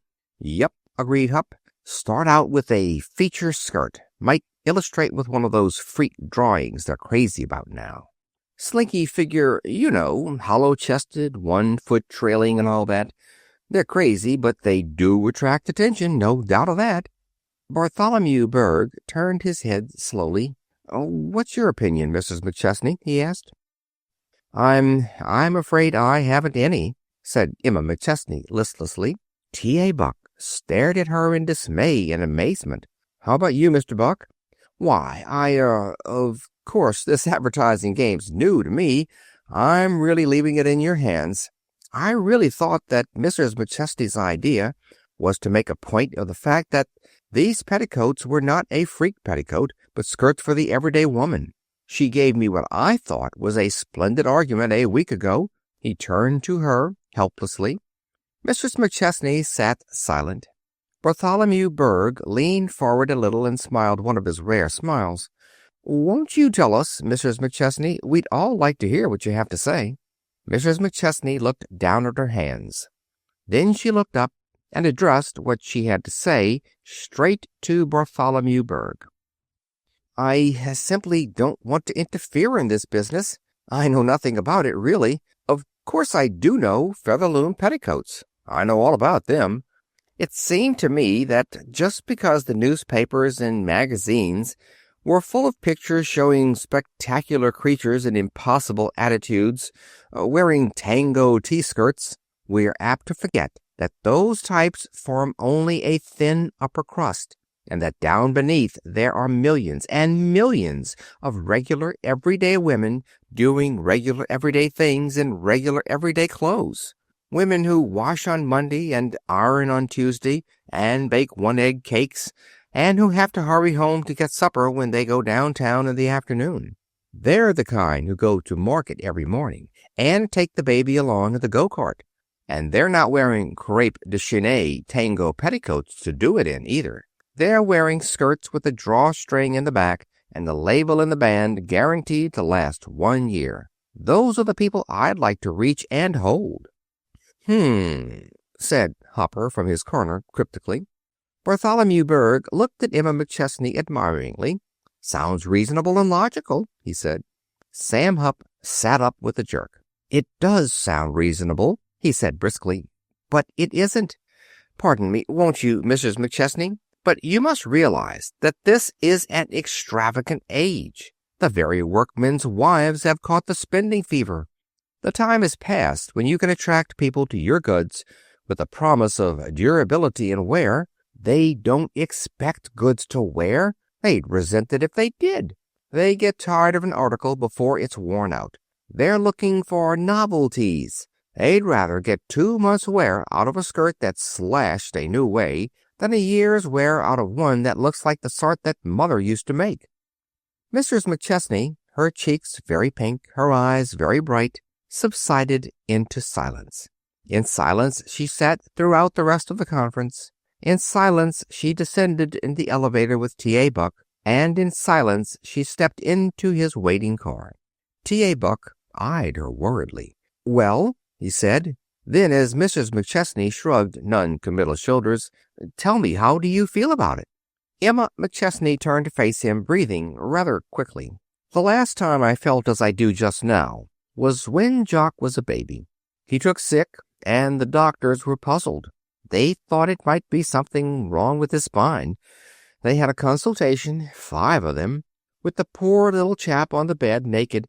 They wouldn't let me go in, so I listened in the hallway, pressed against the door with my face to the crack. They prodded him and poked him and worked his little legs and arms, and every time he cried, I prayed and wept and clawed the door with my fingers and called them beasts and torturers and begged them to let me in, though I wasn't conscious that I was doing those things at the time. I didn't know what they were doing to him, though they said it was all for his good, and they were only trying to help him. But I only knew that I wanted to rush in and grab him up in my arms and run away with him, run and run and run." She stopped, lips trembling, eyes suspiciously bright. "And that's the way I felt in there this afternoon." T.A. Buck reached up and patted her shoulder. "Don't, old girl. It's going to work out splendidly, I'm sure. After all, those chaps do know best." "They may know best, but they don't know Featherlooms," retorted Emma McChesney. "True, but perhaps what Jock said when he walked with us to the elevator was pretty nearly right. You know, he said we were criticizing their copy the way a plumber would criticize the Parthenon. So busy finding fault with the lack of drains that we failed to see the beauty of the architecture." "T.A.," said Emma McChesney solemnly, "T.A., we're getting old." "Old? You? Ha! You may ha all you like, but do you know what they thought of us in there? They thought we were a couple of fogies, and they humored us, that's all they did. I'll tell you, T.A., when the time comes for me to give Jock up to some little pink-faced girl, I'll do it and smile if it kills me. But to hand my Featherlooms over to a lot of cold-blooded experts who, well," she paused, biting her lip. "We'll see, Emma, we'll see." They did see. The Featherloom Petticoat campaign was launched with a great splash. It sailed serenely into the sea of national business. Then, suddenly, something seemed to go wrong with its engines. It began to wobble and showed a decided list to port. Jock, who at the beginning was so puffed with pride that his gold fountain pen threatened to burst the confines of his very modestly tight vest, lost 2 degrees of pompousness a day, and his attitude toward his unreproachful mother was almost humble. A dozen times a week, T.A. would stroll casually into Mrs. McChesney's office. "Think it's going to take hold?" he would ask. "Our men say the dealers have laid in, but the public doesn't seem to be tearing itself limb from limb to get our stuff." Emma McChesney would smile and shrug non-committal shoulders. When it became very painfully apparent that it wasn't taking hold, T.A. Buck, after asking the same question, now worn and frayed with asking, broke out crossly. Well, really, I don't mind the shrug, but I do wish you wouldn't smile. After all, you know, this campaign is costing us money, real money, and large chunks of it. It's very evident that we shouldn't have tried to make a national campaign of this thing." Whereupon Mrs. McChesney's smile grew into a laugh. "Forgive me, T.A. I'm not laughing at you. I'm laughing because, well, I can't tell you why. It's a woman's reason, and you wouldn't think it a reason at all. For that matter, I suppose it isn't, but anyway, I've got something to tell you. The fault of this campaign has been the copy. It was perfectly good advertising, but it left the public cold. When they read those ads, they might have been impressed with the charm of the garment, but it didn't fill their breasts with any wild longing to possess one. It didn't make the women feel unhappy until they had one of those skirts hanging on the third hook in their closet. The only kind of advertising that is advertising is the kind that makes the reader say, "I'll have one of those." T.A. Buck threw out helpless hands. "What are we going to do about it?" "Do? I've already done it." "Done what?" "Written the kind of copy that I think Featherlooms ought to have. I just took my knowledge of Featherlooms, plus what I knew about human nature, sprinkled in a handful of good humor and sincerity, and they're going to feed it to the public. It's the same recipe that I used in selling Featherlooms on the road. It used to go by word of mouth. I don't see why it shouldn't go on paper. It isn't classic advertising. It isn't scientific. It isn't even what they call psychological, I suppose. But it's human. And it's going to reach that great big solid safe spot cash mass known as the middle class. Of course, my copy may be wrong. It may not go after all, but it did go. It didn't go with a rush or a bang. It went slowly, surely, hand over hand, but it went. And it kept on going. And watching it climb and take hold, there came back to Emma McChesney's eye the old sparkle, to her step the old buoyancy, to her voice the old delightful ring. And now, when T.A. Buck strolled into her office of a morning with his "It's taking hold, Mrs. Mac," she would dimple like a girl as she laughed back at him, with a grip that won't let go. "It looks very much as though we were going to be millionaires in our old age, you and I," went on Buck. Emma McChesney opened her eyes wide. "Old?" she mocked. "Old? You? I? Ha!" Chapter 4. The Man Within Him. They used to do it much more picturesquely. They rode in coats of scarlet in the crisp, clear morning, to the winding of horns and the baying of hounds, to the thud of hooves and the crackle of underbrush. Across fresh-plowed fields they went, crashing through forest paths, leaping ditches, taking fences, scrambling up the inclines, pelting down the hillside helter-skelter, until, panting, wide-eyed, eager, blood-hungry, the hunt closed in at the death. The scarlet coat has sobered down to the somber gray and the snuffy brown of that unromantic garment known as the business suit. The winding horn is become a goblet, and its notes are the tinkle of ice against glass. The baying of hounds has harshened to the squawk of the motor siren. The fresh-plowed field is a blueprint, the forest maze a roll of plans and specifications. Each fence is a business barrier. Each ditch is of a competitor's making, dug craftily so that the clumsy-footed may come a cropper. All the romance is out of it, all the color, all the joy, but two things remain the same. The look in the face of the hunter as he closed in on the fox is the look in the face of him who sees the coveted contract lying ready for the finishing stroke of his pen. And his words are those of the hunter of long ago as, eyes agleam, teeth bared, muscles still taut with the tenseness of the chase, he waves the paper high in the air and cries, "I've made a killing." For 2 years, Jock McChesney had watched the field as it swept by in its patient, devious, cruel game of hunt the contract. But he had never been in at the death. Those 2 years had taught him how to ride, to take a fence, to leap a ditch. He had had his awkward bumps and his clumsy falls. He had lost his way more than once. But he had always groped his way back again, stumblingly through the dusk. Jock McChesney was the youngest man on the Berg Shriner Advertising Company's big staff of surprisingly young men. So young that the casual glance did not reveal to you the marks that the strain of those 2 years had left on his boyish face. But the marks were there. Nature etches with the most delicate of points. She knows the cunning secret of light and shadow. You scarcely realize that she has been at work. A faint line about the mouth, a fairy tracing at the corners of the eyes, a mere vague touch just at the nostrils, and the thing is done. Even Emma McChesney's eyes, those mother eyes which make the lynx seem a mole, had failed to note the subtle changes. Then suddenly, one night, the lines leaped out at her. They were seated at opposite sides of the book-littered library table in the living room of the cheerful uptown apartment which was the realization of the nightly dream which Mrs. Emma McChesney had had in her 10 years on the road for the T.A. Buck Featherloom Petticoat Company.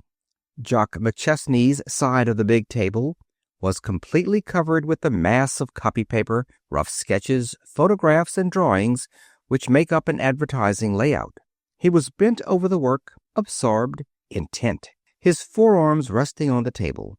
Emma McChesney glanced up from her magazine just as Jock bent forward to reach a scrap of paper that had fluttered away. The lamplight fell full on his face, and Emma McChesney saw. The hand that held the magazine fell to her lap. Her lips were parted slightly. She sat very quietly, her eyes never leaving the face that frowned so intently over the littered table. The room had been very quiet before, Jock busy with his work, his mother interested in her magazine. But this silence was different. There was something electric in it. It was a silence that beats on the brain like a noise. Jock McChesney bent over his work, heard it, felt it, and, oppressed by it, looked up suddenly. He met those two eyes opposite. Spooks? Or is it my godlike beauty which holds you thus? Or is my face dirty? Emma McChesney did not smile. She laid her magazine on the table, face down, and leaned forward, her staring eyes still fixed on her son's face. Look here, young'un, are you working too hard? Me? Now? This stuff, you mean? No, I mean in the last year. Are they piling it up on you? Jock laughed a laugh that was nothing less than a failure, so little of real mirth did it contain. Piling it up? Lord, no, I wish they would. That's the trouble. They don't give me a chance. A chance? Why, that's not true, son. You said yourself that there are men who have been in the office 3 times as long as you have, who never have had the opportunities they've given you. It was as though she had touched a current that thrilled him to action. He pushed back his chair and stood up, one hand thrust into his pocket, the other passing quickly over his head from brow to nape with a quick, nervous gesture that was new to him. And why, he flung out, why? Not because they like the way I part my hair. They don't do business that way up there. It's because I've made good, and those other dubs haven't. That's why. They've let me sit in at the game, but they won't let me take any tricks. I've been an apprentice hand for 2 years now. I'm tired of it. I want to be in on a killing. I want to taste blood. I want a chance at some money, real money. Emma McChesney sat back in her chair and surveyed the angry figure before her with quiet, steady eyes. I might have known that only one thing could bring those lines into your face, son. She paused a moment. So you want money as badly as all that, do you? Jock's hand came down with a thwack on the papers before him. Want it? You bet I want it. Do I know her? Asked Emma McChesney quietly. Jock stopped short in his excited pacing up and down the room. Do you know? Why, I didn't say there. What makes you think that? When a youngster like you, whose greatest worry has been whether Harvard'll hold him again this year with Baxter out, begins to howl about not being appreciated in business, and to wear a late fall line of wrinkles where he had been smooth before, I feel justified in saying, do I know her? Well, it isn't any one. At least it isn't what you mean you think it is when you say you... Careful there. You'll trip. Never you mind what I mean I think it is when I say. Count 10 and then just tell me what you think you mean." Jock passed his hand over his head again with that nervous little gesture. Then he sat down, a little wearily. He stared moodily down at the pile of papers before him. His mother faced him quietly across the table. "Grace Galt's getting twice as much as I am," Jock broke out with savage suddenness. "The first year I didn't mind. A fellow gets accustomed these days to see women breaking into all the professions and getting away with men's-sized salaries. But her paycheck doubles mine, more than doubles it." "It's been my experience," observed Emma McChesney, "that when a firm condescends to pay a woman twice as much as a man, that means she's worth 6 times as much." A painful red crept into Jock's face. "Maybe. 2 years ago that would have sounded reasonable to me. 2 years ago, when I walked down Broadway at night, a 50-foot electric sign at 42nd was just an electric sign to me, just part of the town's decoration, like the chorus girls and the midnight theater crowds. Now, every blink of every red and yellow globe is crammed full of meaning. I know the power that advertising has, how it influences our manners and our morals and our minds and our health. It regulates the food we eat and the clothes we wear and the books we read and the entertainment we seek. It's colossal, that's what it is. It's—" "Keep on like that for another 2 years, Sonny, and no business banquet will be complete without you. The next thing you know, you'll be addressing the YMCA advertising classes on the young man in business." Jock laughed a rueful little laugh. "I didn't mean to make a speech. I was just trying to say that I've served my apprenticeship. It hurts a fellow's pride. You can't hold your head up before a girl when you know her salary's twice yours, and you know that she knows it. Why, look at Mrs. Hoffman, who's with the Dowd Agency. Of course, she's a wonder, even if her face does look like the 58th variety. She can write copy that lifts a campaign right out of the humdrum class and makes it luminous. Her husband works in a bank somewhere. He earns about as much as Mrs. Hoffman pays the least of her department subordinates. And he's so subdued that he sidesteps when he walks, and they call him the human jellyfish." Emma McChesney was regarding her son with a little puzzled frown. Suddenly she reached out and tapped the topmost of the scribbled sheets strewn the length of Jock's side of the table. "What's all this?" Jock tipped back his chair and surveyed the clutter before him. "That," said he, "is what is known on the stage as the papers. And it's the real plot of this piece." I thought so. Just favor me with a scenario, will you?" Half grinning, half serious, Jock stuck his thumbs in the armholes of his waistcoat and began. "Scene: offices of the Berg Shriner Advertising Company. Time, the present. Characters: Jock McChesney, handsome, daring, brilliant. Suppose you skip the characters, however fascinating, and get to the action." Jock McChesney brought the tipped chair down on all fours with a thud and stood up. He was as serious as he had been in the midst of his tirade of 5 minutes before. "All right, here it is. And don't blame me if it sounds like cheap melodrama. This stuff," and he waved a hand toward the paper-laden table, "is an advertising campaign plan for the Griebler Gum Company of St. Louis. Oh, don't look impressed. The office hasn't handed me any such commission. I just got the idea like a flash, and I've been working it out for the last 2 weeks. It worked itself out, almost, the way a really scorching idea does sometimes. This Griebler has been advertising for years. You know the Griebler gum, but it hasn't been the right sort of advertising. Old Griebler, the original gum man, had foggy notions about advertising, and as long as he lived, they had to keep it down. He died a few months ago. You must have read of it. Left a regular mint. Ben Griebler, the oldest son, started right in to clean out the cobwebs. Of course, the advertising end of it has come in for its share of the soap and water. He wants to make a clean sweep of it. Every advertising firm in the country has been angling for the contract. It's going to be a real one. 2/3 of the crowd have submitted plans. And that's just where my kick comes in. The Berg Shriner Company makes it a rule never to submit advance plans." "Excuse me if I seem a trifle rude," interrupted Mrs. McChesney, But I'd like to know where you think you've been wronged in this." "Right here," replied Jock, and he slapped his pocket. "And here," he pointed to his head. "Two spots so vital that they make old Achilles' heel seem armor-plated. Ben Griebler is one of the show-me kind. He wants value received for money expended. And while everybody knows that he has a loving eye on the Berg Shriner crowd, he won't sign a thing until he knows what he's getting.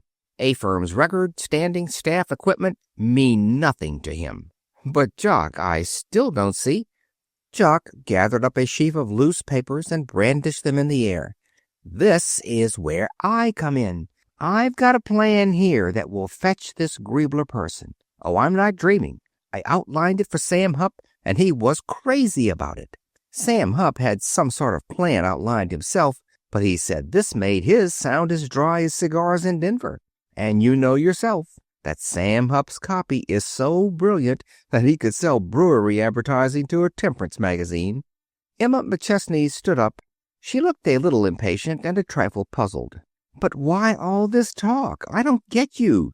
Take your plan to Mr. Berg. If it's what you think it is, he'll see it quicker than any other human being, and he'll probably fall on your neck and invest you in royal robes and give you a mahogany desk all your own." "Oh, what's the good?" retorted Jock disgustedly. "This Griebler has an appointment at the office tomorrow. He'll be closeted with the old man. They'll call in Hupp, but never a plan will they reveal. It's against their code of ethics." "Ethics! I'm sick of the word. I suppose you'd say I'm lucky to be associated with a firm like that, and I suppose I am, but I wish, in the name of all the gods of business, that they weren't so bloomin' conservative. Ethics! They're all balled up in 'em, like Henry James in his style." Emma McChesney came over from her side of the table and stood very close to her son. She laid one hand very lightly on his arm and looked up into the sullen, angry young face. "I've seen older men than you are, Jock, and better men, and bigger men, wearing that same look, and for the same reason. Every ambitious man or woman in business wears it at one time or another. Sooner or later, Jock, you'll have your chance at the money end of this game. If you don't care about the thing you call ethics, it'll be sooner. If you do care, it will be later. It rests with you, but it's bound to come, because you've got the stuff in you." "Maybe," replied Jock the cynical, but his face lost some of its sullenness as he looked down at that earnest, vivid countenance upturned to his. "Maybe. It sounds all right, Mother, in the story books, but I'm not quite solid on it. These days it isn't so much what you got in you that counts as what you can bring out. I know the young man's slogan used to be 'work and wait,' or something pretty like that, but these days they've boiled it down to one word: produce." "The marvel of it is that there aren't more of 'em," observed Emma McChesney sadly. "More what?" "More lines. Here," she touched his forehead, "and here," she touched his eyes. "Lines?" Jock swung to face a mirror. "Good. I'm so infernally young looking that no one takes me seriously. It's darned hard trying to convince people you're a captain of finance when you look like an errand boy."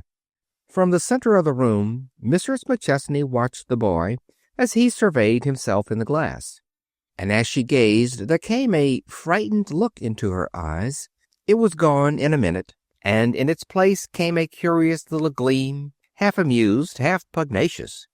"Jock McChesney, if I thought that you meant half of what you said tonight about honor and ethics and all that, I'd—" "Spank me, I suppose," said the young 6-footer. "No," and all the humor had fled. "Jock, I've never said much to you about your father, but I think you know that he was what he was to the day of his death. You were just about 8 when I made up my mind that life with him was impossible. I said then, and you were all I had, son, that I'd rather see you dead than to have you turn out to be a son of your father. Don't make me remember that wish, Jock." 2 quick steps, and his arms were about her. His face was all contrition. "Why, Mother, I didn't mean— You see, this is business, and I'm crazy to make good, and it's such a fight." "Don't I know it?" demanded Emma McChesney. I guess your mother hasn't been sitting home embroidering lunch cloths these past 15 years. She lifted her head from the boy's shoulder. And now, son, considering me not as your doting mother, but in my business capacity as secretary of the T.A. Buck Featherloom Petticoat Company, suppose you reveal to me the inner workings of this plan of yours. I'd like to know if you really are the advertising wizard that you think you are. So it was that long after Annie's dinner dishes had ceased to clatter in the kitchen, long after she had put her head in at the door to ask, eggs or cakes for breakfast, long after those two busy brains should have rested in sleep, the two sat at either side of the light-flooded table, the face of one glowing as he talked, the face of the other sparkling as she listened. And at midnight, "Why, you infant wonder!" exclaimed Emma McChesney. At 9 o'clock next morning, when Jock McChesney entered the offices of the Berg, Shriner Advertising Company, he carried a flat, compact bundle of papers under his arm, encased in protecting covers of pasteboard and further secured by bands of elastic. This he carried to his desk, deposited in a drawer, and locked the drawer. By 11 o'clock, the things which he had predicted the night before had come to pass. A plump little man with a fussy manner and Western clothes had been ushered into Bartholomew Berg's private office. Instinct told him that this was Griebler. Jock left his desk and strolled up to get the switchboard operator's confirmation of his guess. Half an hour later, Sam Hupp hustled by and disappeared into the old man's sanctum. Jock fingered the upper left-hand drawer of his desk. The maddening blankness of that closed door. If only he could find some excuse for walking into that room. Any old excuse, no matter how wild, just to get a chance at it. His telephone rang. He picked up the receiver, his eye on the closed door, his thoughts inside that room. "Mr. Berg wants to see you right away," came the voice of the switchboard operator. Something seemed to give way inside. Something in the region of his brain. No, his heart. No, his lungs. "Well, can you beat that?" said Jock McChesney aloud, in a kind of trance of joy. "Can you beat that?" Then he buttoned the lower button of his coat, shrugged his shoulders with an extra wiggle at the collar, the modern hero's method of girding up his loins, and walked calmly into Bartholomew Berg's very private office. In the second that elapsed between the opening and the closing of the door, Jock's glance swept the three men. Bartholomew Berg, quiet, inscrutable, seated at his great table desk. Griebler, lost in the depths of a great leather chair, smoking fussily and twitching with 100 little restless, irritating gestures. Sam Hupp, standing at the opposite side of the room, hands in pockets, attitude argumentative. "This is Mr. McChesney," said Bartholomew Berg. "Mr. Griebler, McChesney." Jock came forward, smiling that charming smile of his. "Mr. Griebler," he said, extending his hand, "this is a great pleasure." Growled Ben Griebler. "I didn't know they picked 'em so young." His voice was a piping falsetto that somehow seemed to match his restless little eyes. Jock thrust his hands hurriedly into his pockets. He felt his face getting scarlet. "They're using 'em young this year," said Bartholomew Berg. His voice sounded bigger and smoother and pleasanter than ever, in contrast with that other's shrill tone. "I prefer 'em young myself. You'll never catch McChesney using 'in the last analysis' to drive home an argument. He has a new idea about every 19 minutes, and every other one's a good one, and every 19th or so's an inspiration." The old man laughed one of his low, chuckling laughs. That's so," piped up Ben Griebler. "Up in my neck of the woods, we aren't so long on inspiration. We're just working men, and we wear working clothes." "Oh, now," protested Berg, his eyes twinkling. "McChesney's necktie and socks and handkerchief may form one lovely, blissful color scheme, but that doesn't signify that his advertising schemes are not just as carefully and artistically blended." Ben Griebler looked shrewdly up at Jock through his narrowed lids. "Maybe. I'll talk to you in a minute, young man. That is," he turned quickly upon Berg, "if that isn't against your crazy principles, too." "Why, not at all," Bartholomew Berg assured him. "Not at all. You'd do me an injustice." Griebler moved up closer to the broad table. The two fell into a low-voiced talk. Jock looked rather helplessly around at Sam Hupp. That alert gentleman was signaling him frantically with head and wagging finger. Jock crossed the big room to Hupp's side. The two moved off to a window at the far end. "Give heed to your unkie," said Sam Hupp, talking very rapidly, very softly, and out of one corner of his mouth. "This Griebler's looking for an advertising manager. He's as pig-headed as a pig, I suppose. But it's a corking chance, youngster, and the old man's just recommended you strong." "Now, me?" exploded Jock. "Shut up," hissed Hupp. 2 or 3 years with that firm would be the making of you, if you make good, of course, and you could. They want to move their factory here from St. Louis within the next few years. Now listen, when he talks to you, you play up the keen, alert stuff with a dash of sophistication, see? If you can keep your mouth shut and throw a kind of a canny "I get you" look into your eyes, all the better. He's gabby enough for two. Try a line of talk that is filled with the fire and enthusiasm of youth, combined with the good judgment and experience of middle age, and you've— "Say, look here," stammered Jock.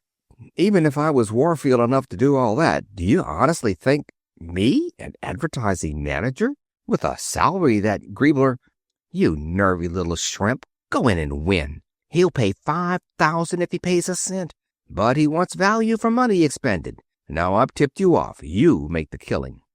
"Oh, McChesney," called Bartholomew Berg, glancing round. "Yes, sir," said Jock, and stood before him in the same moment. "Mr. Griebler is looking for a competent, enthusiastic, hard-working man as advertising manager. I've spoken to him of you. I know what you can do. Mr. Griebler might trust my judgment in this, but—" "I'll trust my own judgment," snapped Ben Griebler. "It's good enough for me." "Very well," returned Bartholomew Berg suavely. "And if you decide to place your advertising future in the hands of the Berg Shriner Company—" "Now, look here," interrupted Ben Griebler again. "I'll tie up with you people when you've shaken something out of your cuffs. I'm not the kind that buys a pig in a poke. We're going to spend money, real money, in this campaign of yours, but I'm not such a come-on as to hand you $500,000 or so and get a promise in return. I want your plans, and I want 'em full." A little exclamation broke from Sam Hupp. He checked it, but not before Berg's curiously penetrating pale blue eyes had glanced up at him and away again. "I've told you, Mr. Griebler," went on Bartholomew Berg's patient voice, "just why the thing you insist on is impossible. This firm does not submit advance copy. Every business commission that comes to us is given all the skill and thought and enthusiasm and careful planning that this office is capable of. You know our record. This is a business of ideas, and ideas are too precious, too perishable, to spread in the marketplace for all to see." Ben Griebler stood up. His cigar wagged furiously between his lips as he talked. "I know something else that don't stand spreading in the marketplace, Berg, and that's money. It's too darn perishable, too."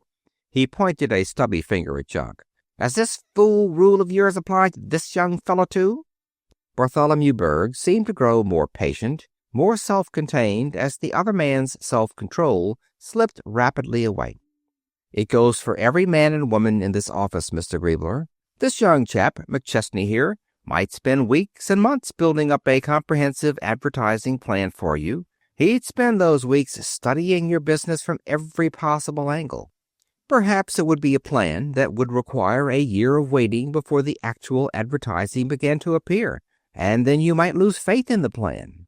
A waiting game is a hard game to play.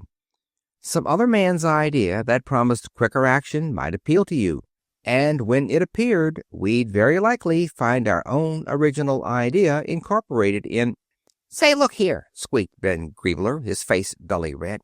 "Do you mean to imply that I'd steal your plan? Do you mean to sit there and tell me to my face—" "Mr. Griebler, I mean that thing happens constantly in this business. We're almost powerless to stop it. Nothing spreads quicker than a new idea. Compared to it, a woman's secret is a sealed book." Ben Griebler removed the cigar from his lips. He was stuttering with anger. With the mingling of despair and boldness, Jock saw the advantage of that stuttering moment and seized on it. He stepped close to the broad table desk, resting both hands on it and leaning forward slightly in his eagerness. "Mr. Berg, I have a plan. Mr. Hupp can tell you. It came to me when I first heard that the Grieblers were going to broaden out. It's a real idea. I'm sure of that. I've worked it out in detail. Mr. Hupp himself said it. Why, I've got the actual copy, and it's new. Absolutely. It never—" "Trot it out," shouted Ben Griebler. "I like to see one idea anyway around this shop." "McChesney," said Bartholomew Berg, not raising his voice. His eyes rested on Jock with the steady, penetrating gaze that was peculiar to him. More foolhardy men than Jock McChesney had faltered and paused, abashed, under those eyes. "McChesney, your enthusiasm for your work is causing you to forget one thing that must never be forgotten in this office." Jock stepped back. His lower lip was caught between his teeth. At the same moment, Ben Griebler snatched up his hat from the table, clapped it on his head at an absurd angle, and, bristling like a fighting cock, confronted the three men. "I've got a couple of rules myself," he cried, "and don't you forget it. When you get a little spare time, you look up St. Louis and find out what state it's in. The slogan of that state is my slogan, you bet.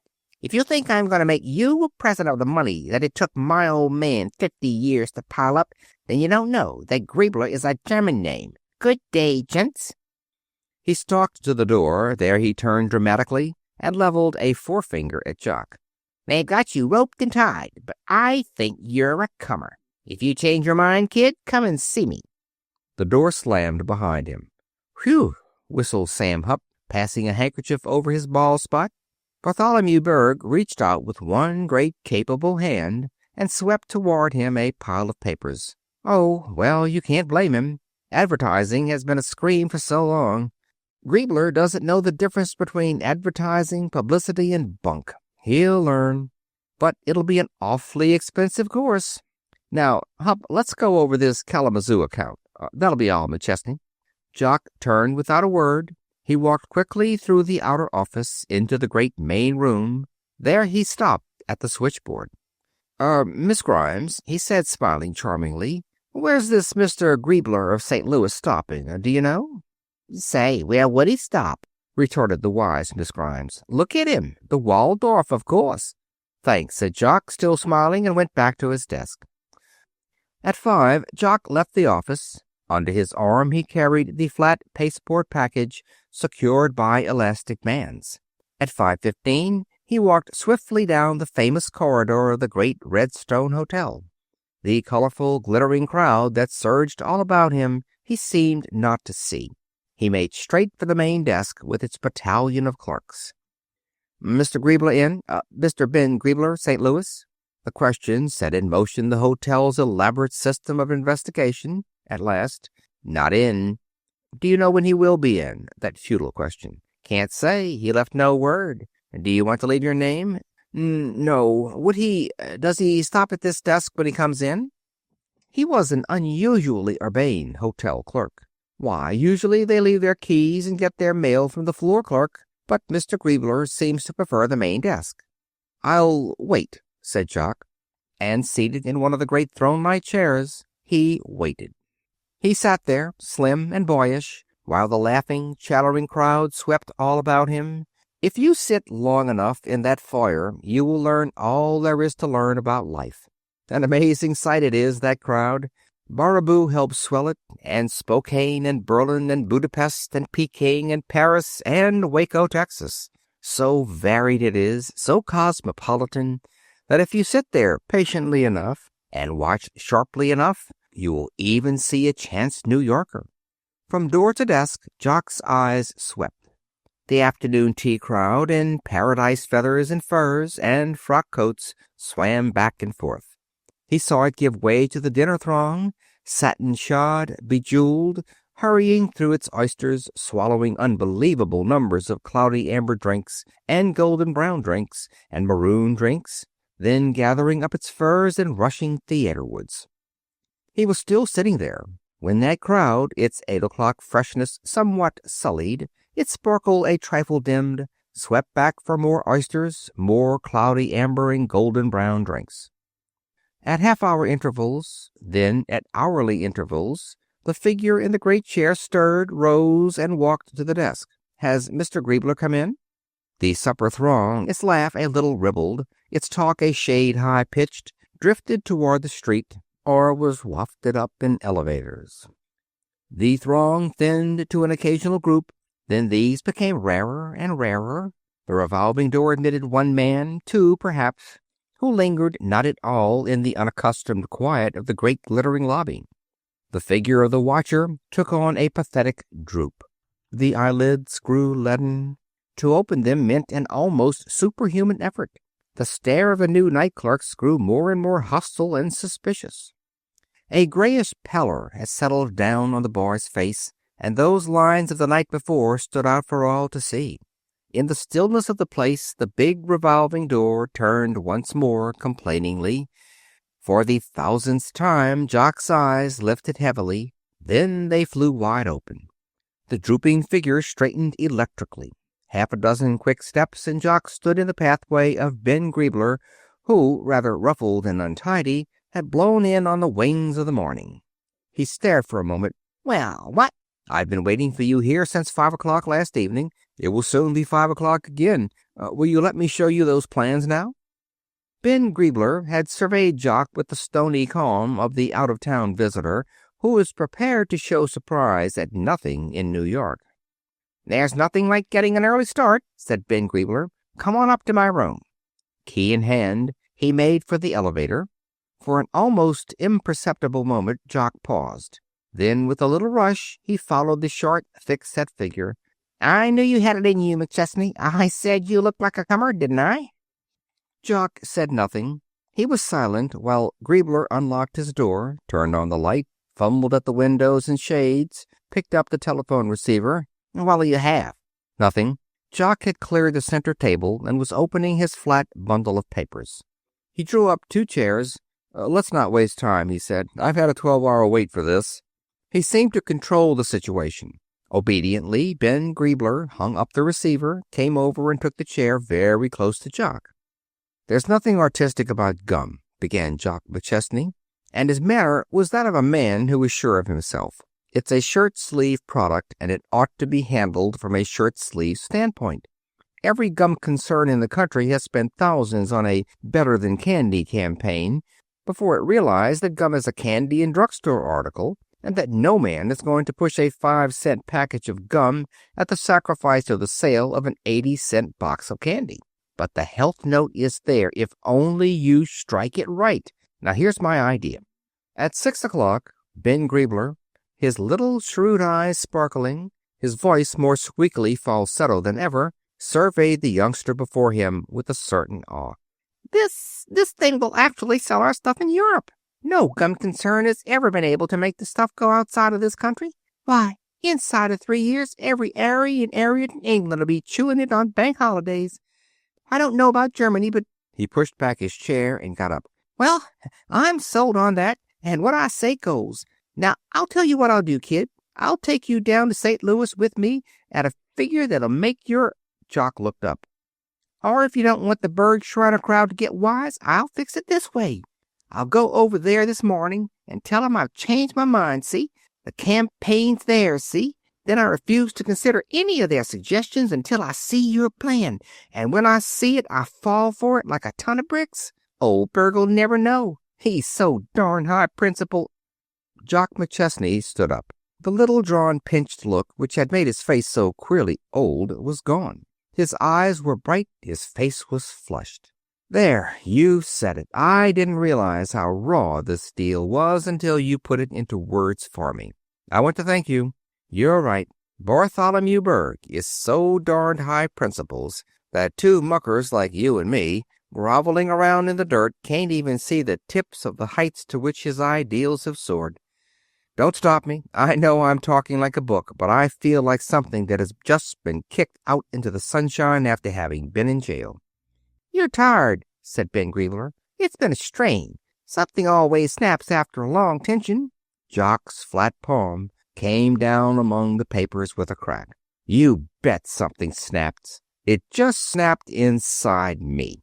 He began quietly to gather up the papers in an orderly little way. "What's that for?" inquired Griebler, coming forward. "You don't mean—" "I mean that I'm going to go home and square this thing with a lady you've never met. You and she wouldn't get on if you did. You don't talk the same language. Then I'm going to have a cold bath and a hot breakfast. And then, Griebler, I'm going to take this stuff to Bartholomew Berg and tell him the whole nasty business. He'll see the humor of it, but I don't know whether he'll fire me or make me vice president of the company. Now, if you want to come over and talk to him, fair and square, why, come." "10 to 1 he fires you," remarked Griebler as Jock reached the floor. "There's only one person I know who's game enough to take you up on that, and it's going to take more nerve to face her at 6:30 than it will to tackle a whole battalion of Bartholomew Bergs at 9. "Well, I guess I can get in a 3-hour sleep before—" "Before what?" said Jock McChesney from the door. Ben Griebler laughed a little shame-faced laugh. "Before I see you at 10, Sonny." Chapter 5. The Self-Starter. There is nothing in the sound of the shrill little bell to warn us of the import of its message. More's the pity.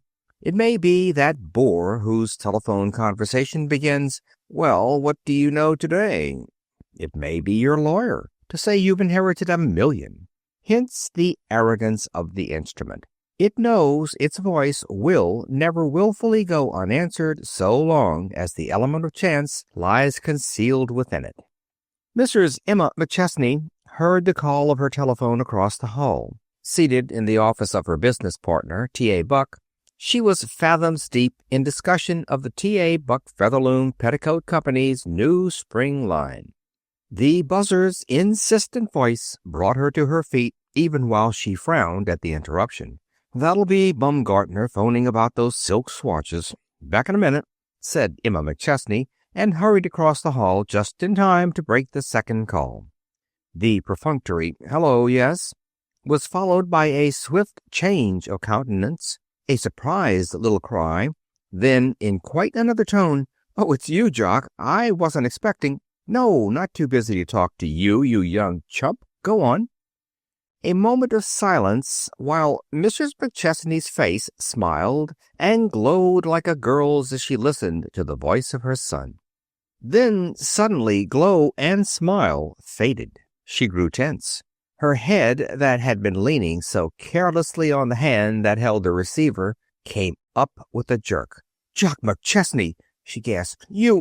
Why, you don't mean—" Now, Emma McChesney was not a woman given to jerky conversations interspersed with exclamation points.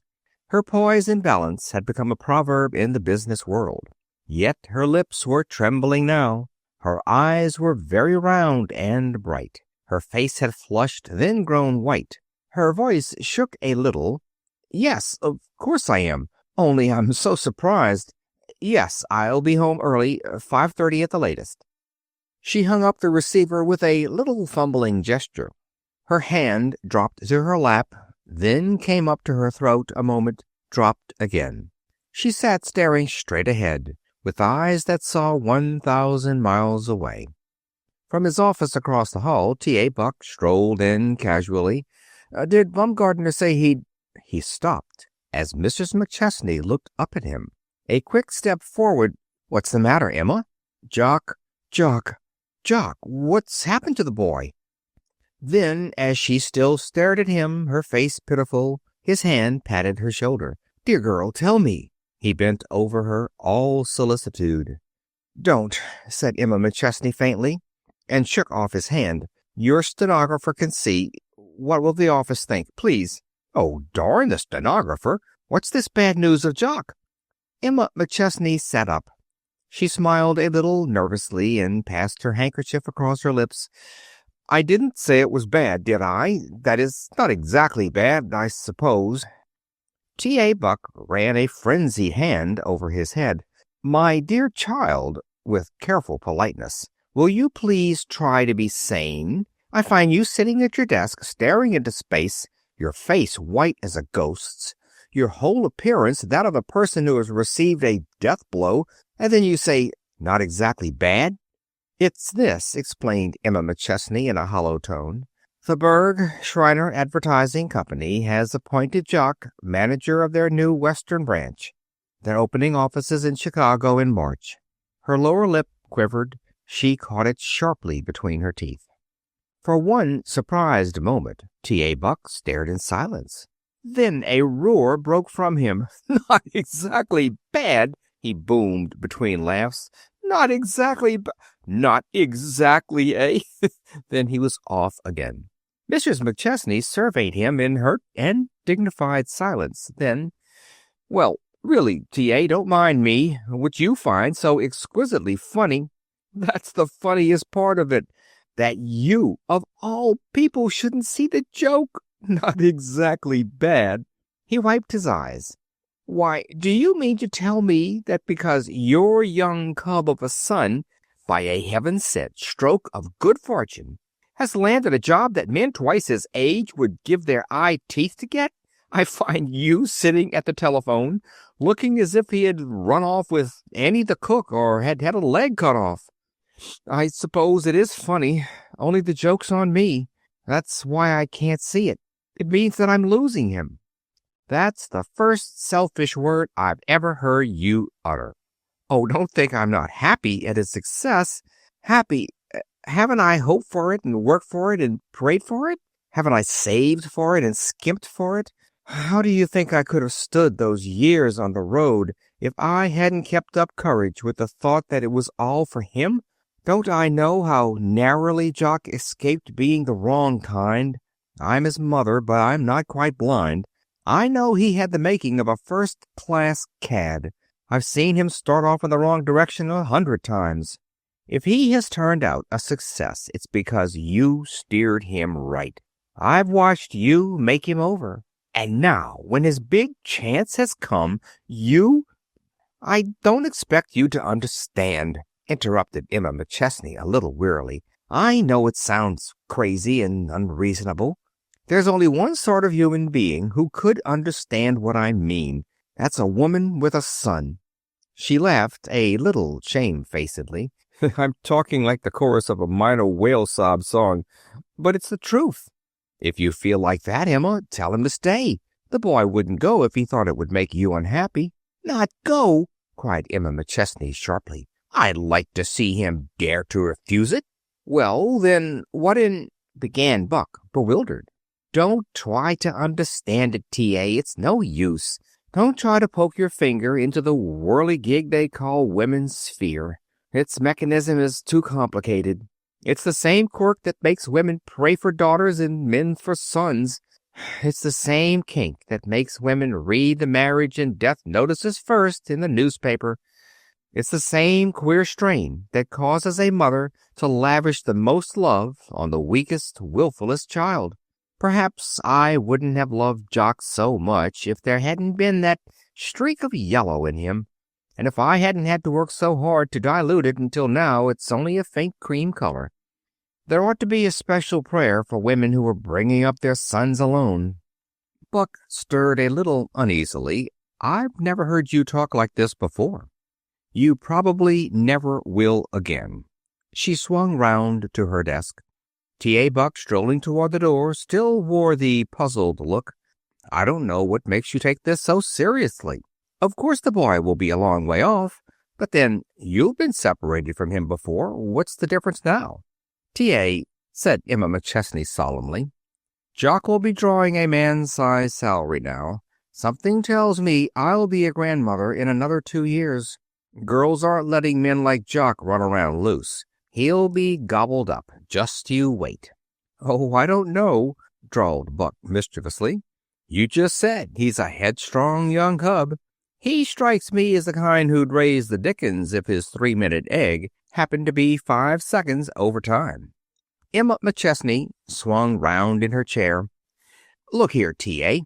As business partners, we've quarreled about everything from silk samples to traveling men, and as friend we've wrangled on every subject from weather to war.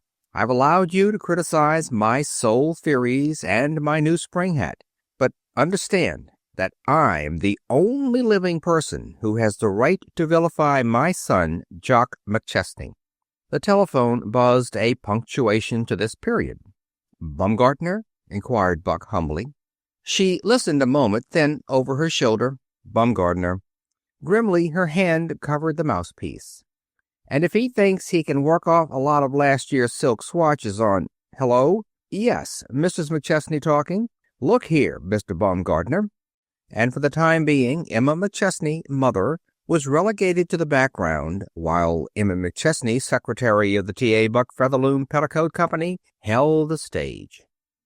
Having said that she would be home at 5:30, Mrs. McChesney was home at 5:30, being that kind of a person. Jock came in at 6, breathless, bright-eyed, eager, and late, being that kind of a person.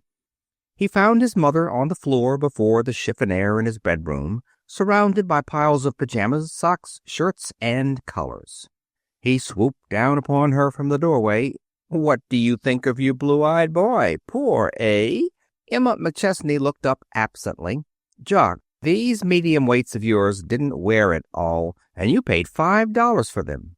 "Medium weights? What in—" "You've enough silk socks to last you the rest of your natural life. Handkerchiefs, too, but you'll need pajamas." Jock stooped, gathered up an armful of miscellaneous undergarments, and tossed them into an open drawer. Then he shut the drawer with a bang, reached over, grasped his mother firmly under the arms, and brought her to her feet with a swing. "We will now consider the question of summer underwear ended. Would it bore you too much to touch lightly on the subject of your son's future?" Emma McChesney, tall, straight, handsome, looked up at her son, taller, straighter, handsomer. Then she took him by the coat lapels and hugged him. "You were so bursting with your own glory that I couldn't resist teasing you.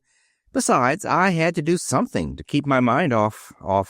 Why, Blondie, dear, you're not—" "No, I'm not," gulped Emma McChesney. "Don't flatter yourself, young'un. Tell me just how it happened from the beginning." She perched at the side of the bed. Jock, hands in pockets, hair a little rumpled, paced excitedly up and down before her as he talked. "There wasn't any beginning. That's the stunning part of it. I just landed right into the middle of it with both feet. I knew they had been planning to start a big Western branch, but we all thought they'd pick some big man for it. There are plenty of medium-class dubs to be had.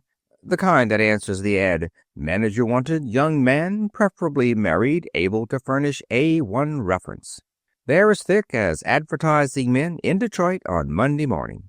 But we knew that this Western branch was going to be given an equal chance with the New York office. Those big Western advertisers like to give their money to Western firms if they can, so we figured that they'd pick a real top-notcher, even Hopper or Hupp maybe, and start out with a bang. So when the old man called me into his office this morning, I was as unconscious as a babe. Well, you know Berg. He's as unexpected as a summer shower, and twice as full of electricity. "Morning, McChesney," he says. "That is a New York necktie you're wearing?" "Strictly," says I. "Ever try any Chicago ties?" "Not from choice. That time my suitcase went astray." Yes." He drummed his fingers on the tabletop a couple of times. Then, "McChesney, what have you learned about advertising in the last 2.5 years?" I was wise enough as to Bartholomew Berg to know that he didn't mean any cut-and-dried knowledge. He didn't mean rules of the game. He meant tricks. "Well," I said, "I've learned to watch a man's eyes when I'm talking business to him. If the pupils of his eyes dilate, he's listening to you and thinking about what you're saying.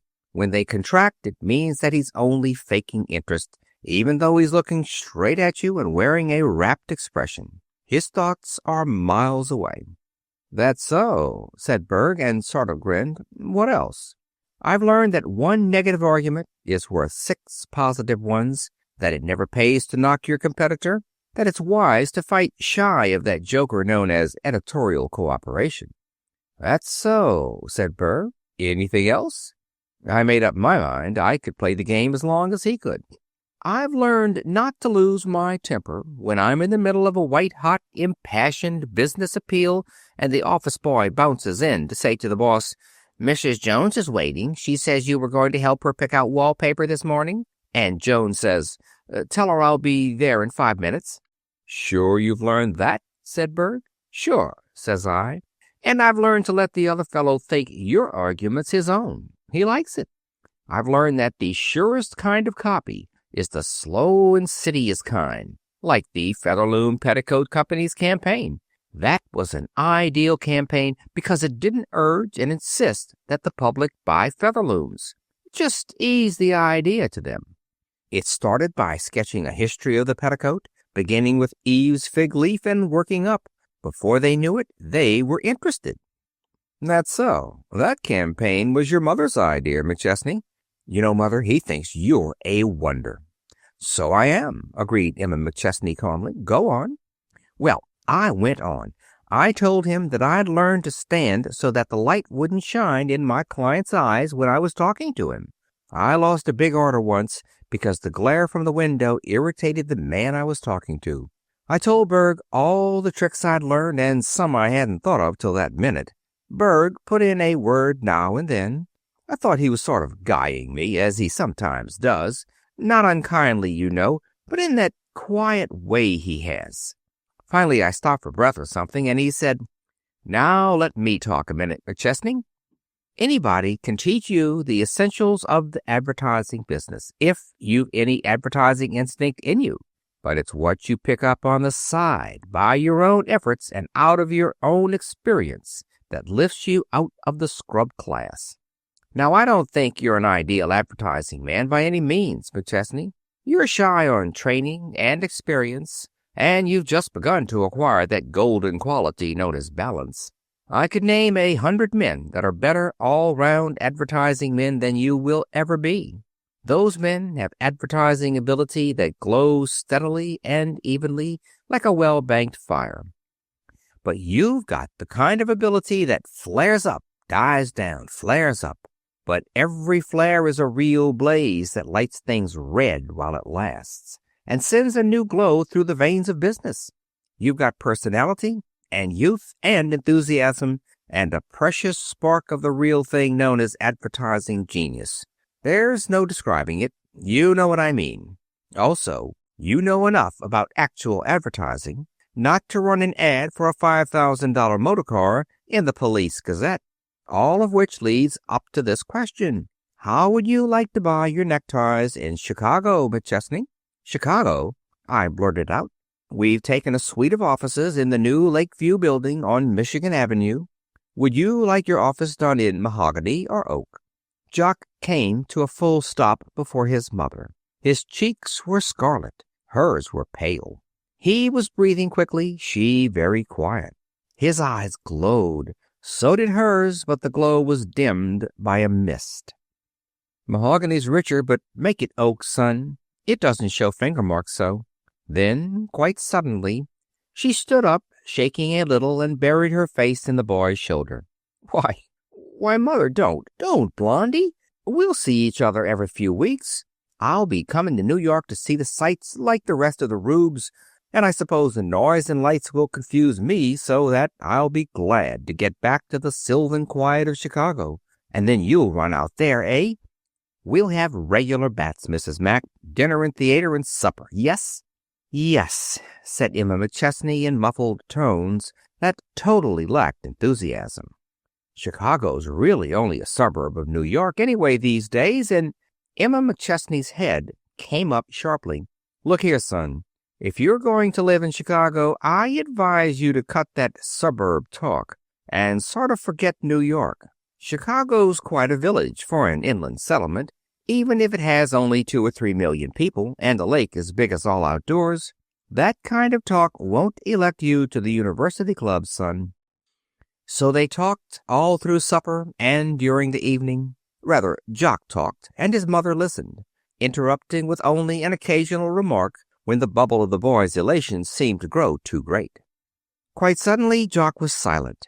After the almost incessant rush of conversation, quiet settled down strangely on the two seated there in the living room with its soft shaded lamps. Jock picked up a magazine, twirled its pages, put it down, strolled into his own room and back again. Mother, he said suddenly, standing before her. "There was a time when you were afraid I wasn't going to pan out, wasn't there?" "Not exactly afraid, dear, just a little doubtful, perhaps." Jock forced a tolerant, forgiving smile. "You see, Mother, you didn't understand, that's all. A woman doesn't. I was all right. A man would have realized that. I don't mean, dear, that you haven't always been wonderful, because you have. But it takes a man to understand a man. When you thought I was going bad on your hands, I was just developing, that's all. Remember that time in Chicago, Mother?" "Yes," answered Emma McChesney, "I remember." Now, a man would have understood that that was only kid foolishness. If a fellow's got the stuff in him, it'll show up sooner or later. If I hadn't had it in me, I wouldn't be going to Chicago as manager of the Berg Shriner Western office, would I? No, dear. Jock looked at her. In an instant, he was all contrition and tenderness. "You're tired. I've talked you to death, haven't I? Lordy, it's midnight, and I want to get down early tomorrow. Conference with Mr. Berg and Hupp." He tried not to sound too important. Emma McChesney took his head between her two hands and kissed him once on the lips, then, standing a tiptoe, kissed his eyelids with infinite gentleness as you kiss a baby's eyes.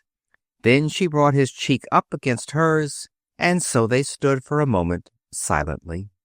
10 minutes later there came the sound of blithe whistling from Jock's room. Jock always whistled when he went to bed and when he rose. Even these years of living in a New York apartment had not broken him of the habit. It was a cheerful, disconnected whistling, sometimes high and clear, sometimes under the breath, sometimes interspersed with song, and sometimes ceasing altogether at critical moments, say during shaving, or while bringing the four-in-hand up tight and snug under the collar. It was one of those comfortable little noises that indicate a masculine presence, one of those pleasant, reassuring, man-in-the-house noises that every woman loves. Emma McChesney, putting herself to bed in her room across the hall, found herself listening, brush poised, lips parted as though to the exquisite strains of celestial music. There came the thump of a shoe on the floor, an interval of quiet, then another thump. Without having been conscious of it, Emma McChesney had grown to love the noises that accompanied Jock's retiring and rising. His dressing was always signaled by bangings and thumpings. His splashings in the tub were tremendous. His morning plunge could be heard all over the 6-room apartment. Mrs. McChesney used to call gaily through the door, "Mercy, Jock, you sound like a school of whales coming up for air." "You'll think I'm a school of sharks when it comes to breakfast," Jock would call back. "Tell Annie to make enough toast, Mum. She's the tightest thing with the toast I ever did." The rest would be lost in a final surging splash. The noises in the room across the hall had subsided now. She listened more intently. No, a drawer banged. Another. Then, "Hasn't my gray suit come back from the tailor's?" "It was to be sponged, too, you know. He said he'd bring it Wednesday. This is Tuesday." "Oh." Another bang. Then, "Night, Mother." "Good night, dear." Creaking sounds, then a long, comfortable sigh of complete relaxation. Emma McChesney went on with her brushing. She brushed her hair with the usual number of swift, even strokes, from the top of the shining head to the waist. She braided her hair into 2 plaits, Gretchen fashion. Millions of scantily locked women would have given all they possessed to look as Emma McChesney looked standing there in kimono and gown. She nipped out the light, then she, too, relaxed upon her pillow with a little sigh. Quiet fell on the little apartment. The street noises came up to her, now roaring, now growing faint. Emma McChesney lay there sleepless. She lay flat, hands clasped across her breast, her braids spread out on the pillow. In the darkness of the room, the years rolled before her in panorama. Her girlhood, her marriage, her unhappiness, Jock, the divorce, the struggle for work, those 10 years on the road. Those 10 years on the road. How she had hated them and loved them. The stuffy trains, the jarring sleepers, the bare little hotel bedrooms, the bad food, the irregular hours, the loneliness, the hard work, The disappointments, the temptations. Yes, but the fascination of it, the dear friends she had made, the great human lessons of it all, and all for Jock. That Jock might have good schools, good clothes, good books, good surroundings, happy times. Why, Jock had been the reason for it all. She had swallowed insult because of Jock. She had borne the drudgery because of Jock. She had resisted temptation, smiled under hardship, worked, fought, saved, succeeded, all because of Jock. And now this pivot about which her whole life had revolved was to be pulled up, wrenched away. Over Emma McChesney, lying there in the dark, there swept one of those unreasoning night fears, the fear of living, the fear of life, a straining of the eyeballs in the dark, the pounding of heartbeats. She sat up in bed. Her hands went to her face. Her cheeks were burning and her eyes smarted. She felt that she must see Jock at once, just to be near him, to touch him, to take him in her arms with his head in the hollow of her breast, as she used to when he was a baby. Why, he had been a baby only yesterday, and now he was a man, big enough to stand alone, to live alone, to do without her. Emma McChesney flung aside the covers and sprang out of bed. She thrust her feet in slippers, groped for the kimono at the foot of the bed, and tiptoed to the door. She listened. No sound from the other room. She stole across the hall, stopped, listened, gained the door. It was open an inch or more. Just to be near him, to know that he lay there sleeping. She pushed the door very, very gently. Then she stood in the doorway a moment, scarcely breathing, her head thrust forward, her whole body tense with listening. She could not hear him breathe. She caught her breath again in that unreasoning fear and took a quick step forward. "Stop or I'll shoot," said a voice. Simultaneously the light flashed on. Emma McChesney found herself blinking at a determined young man who was steadily pointing a short, chubby, business-like-looking steel affair in her direction. Then the hand that held the steel dropped. "What is this, anyway?" demanded Jock rather crossly. "A George Cohan comedy?" Emma McChesney leaned against the foot of the bed rather weakly. What would you think if you heard someone come sneaking along the hall, stopping, listening, sneaking to your door, and then opening it and listening again and sneaking in? What would you think it was? How did I know you were going to go around making social calls at 2 o'clock in the morning?" Suddenly, Emma McChesney began to laugh. She leaned over the footboard and laughed hysterically, her head in her arms. Jock stared a moment in offended disapproval.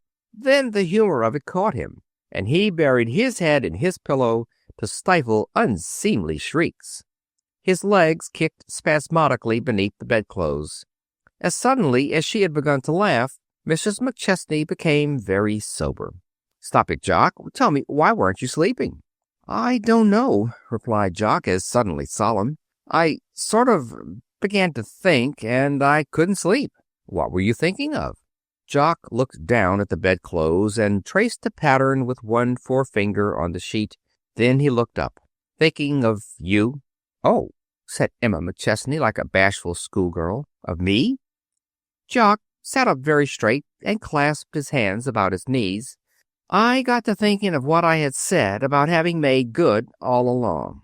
That's rot. It isn't so. I was striped with yellow like a stick of lemon candy. If I've got this far, it's all because of you. I've been thinking all along that I was the original electric self-starter, when you really had to get out and crank me every few miles." Into Emma McChesney's face there came a wonderful look. It was the sort of look with which a newly made angel might receive her crown and harp. It was the look with which a war hero sees the medal pinned on his breast. It was the look of one who had come into her reward. Therefore, "What nonsense," said Emma McChesney. "If you hadn't had it in you, it wouldn't have come out." "It wasn't in me in the first place," contested Jock stubbornly. "You planted it." From her stand at the foot of the bed, she looked at him, her eyes glowing brighter and brighter with that wonderful look. "Now, see here," severely. "I want you to go to sleep. I don't intend to stand here and dispute about your ethical innards at this hour. I'm going to kiss you again. "Oh, well, if you must," grinned Jock resignedly, and folded her in a bear hug. To Emma McChesney, it seemed that the next 3 weeks leaped by, not by days, but in one great bound. And the day came when a little chattering, animated group clustered about the slim young chap who was fumbling with his tickets, glancing at his watch, signaling a porter for his bags, talking, laughing, trying to hide the pangs of departure under a cloak of gaiety and badinage that deceived no one. Least of all did it deceive the two women who stood there. The eyes of the older woman never left his face. The eyes of the younger one seldom were raised to his, but she saw his every expression. Once, Emma McChesney's eyes shifted a little so as to include both the girl and the boy in her gaze. Grace Galt, in her blue serge and smart blue hat, was worth a separate glance. Sam Hupp was there, T.A. Buck Hopper, who was to be with him in Chicago for the first few weeks, 3 or 4 of the younger men in the office, frankly envious and heartily congratulatory. They followed him to his train, all laughter and animation. "If this train doesn't go in 2 minutes," said Jock, "I'll get scared and chuck the whole business. Funny, but I'm not so keen on going as I was 3 weeks ago." His eyes rested on the girl in the blue serge and the smart hat. Emma McChesney saw that. She saw that his eyes still rested there as he stood on the observation platform when the train pulled out. The sight did not pain her as she thought it would. There was success in every line of him as he stood there, hat in hand. There was assurance in every breath of him. His clothes, his skin, his clear eyes, his slim body, all were as they should be. He had made a place in the world. He was to be a builder of ideas. She thought of him and of the girl in the blue serge and of their children to be. Her breast swelled exultingly, her head came up. This was her handiwork. She looked at it and found that it was good. "Let's strike for the afternoon and call it holiday," suggested Buck. Emma McChesney turned. The train was gone. "T.A., you'll never grow up." "Never want to. Come on, let's play hooky, Emma." "Can't. I've a dozen letters to get out, and Miss Loeb wants to show me that new knickerbocker design of hers." They drove back to the office, almost in silence. Emma McChesney made straight for her desk and began dictating letters with an energy that bordered on fury. At 5 o'clock, she was still working. At 5:30, T.A. Buck came in to find her still surrounded by papers, samples, models. "What is this?" he demanded wrathfully. "An all-night session?" Emma McChesney looked up from her desk. Her face was flushed, her eyes bright, but there was about her an indefinable air of weariness. "T.A., I'm afraid to go home. I'll rattle around in that empty flat like a hickory nut in a barrel. We'll have dinner downtown and go to the theater." "No use. I'll have to go home sometime." "Now, Emma," remonstrated Buck, "you'll soon get used to it. Think of all the years you got along without him. You were happy, weren't you?" "Happy because I had somebody to work for, somebody to plan for, somebody to worry about. When I think what that flat will be without him, why, just to wake up and know that you can say good morning to someone who cares, that's worth living for, isn't it?" "Emma," said T.A. evenly, "do you realize that you are virtually hounding me into asking you to marry me?" "T.A.!" gasped Emma McChesney. "Well, you said you wanted somebody to worry about, didn't you?" A little whimsical smile lay lightly on his lips. "Timothy Buck, I'm over 40 years old. Emma, in another minute, I'm going to grow sentimental and nothing can stop me." She looked down at her hands. There fell a little silence. Buck stirred, leaned forward. She looked up from the little watch that ticked away at her wrist. "The minute's up, T.A.," said Emma McChesney. End of Personality Plus by Edna Ferber.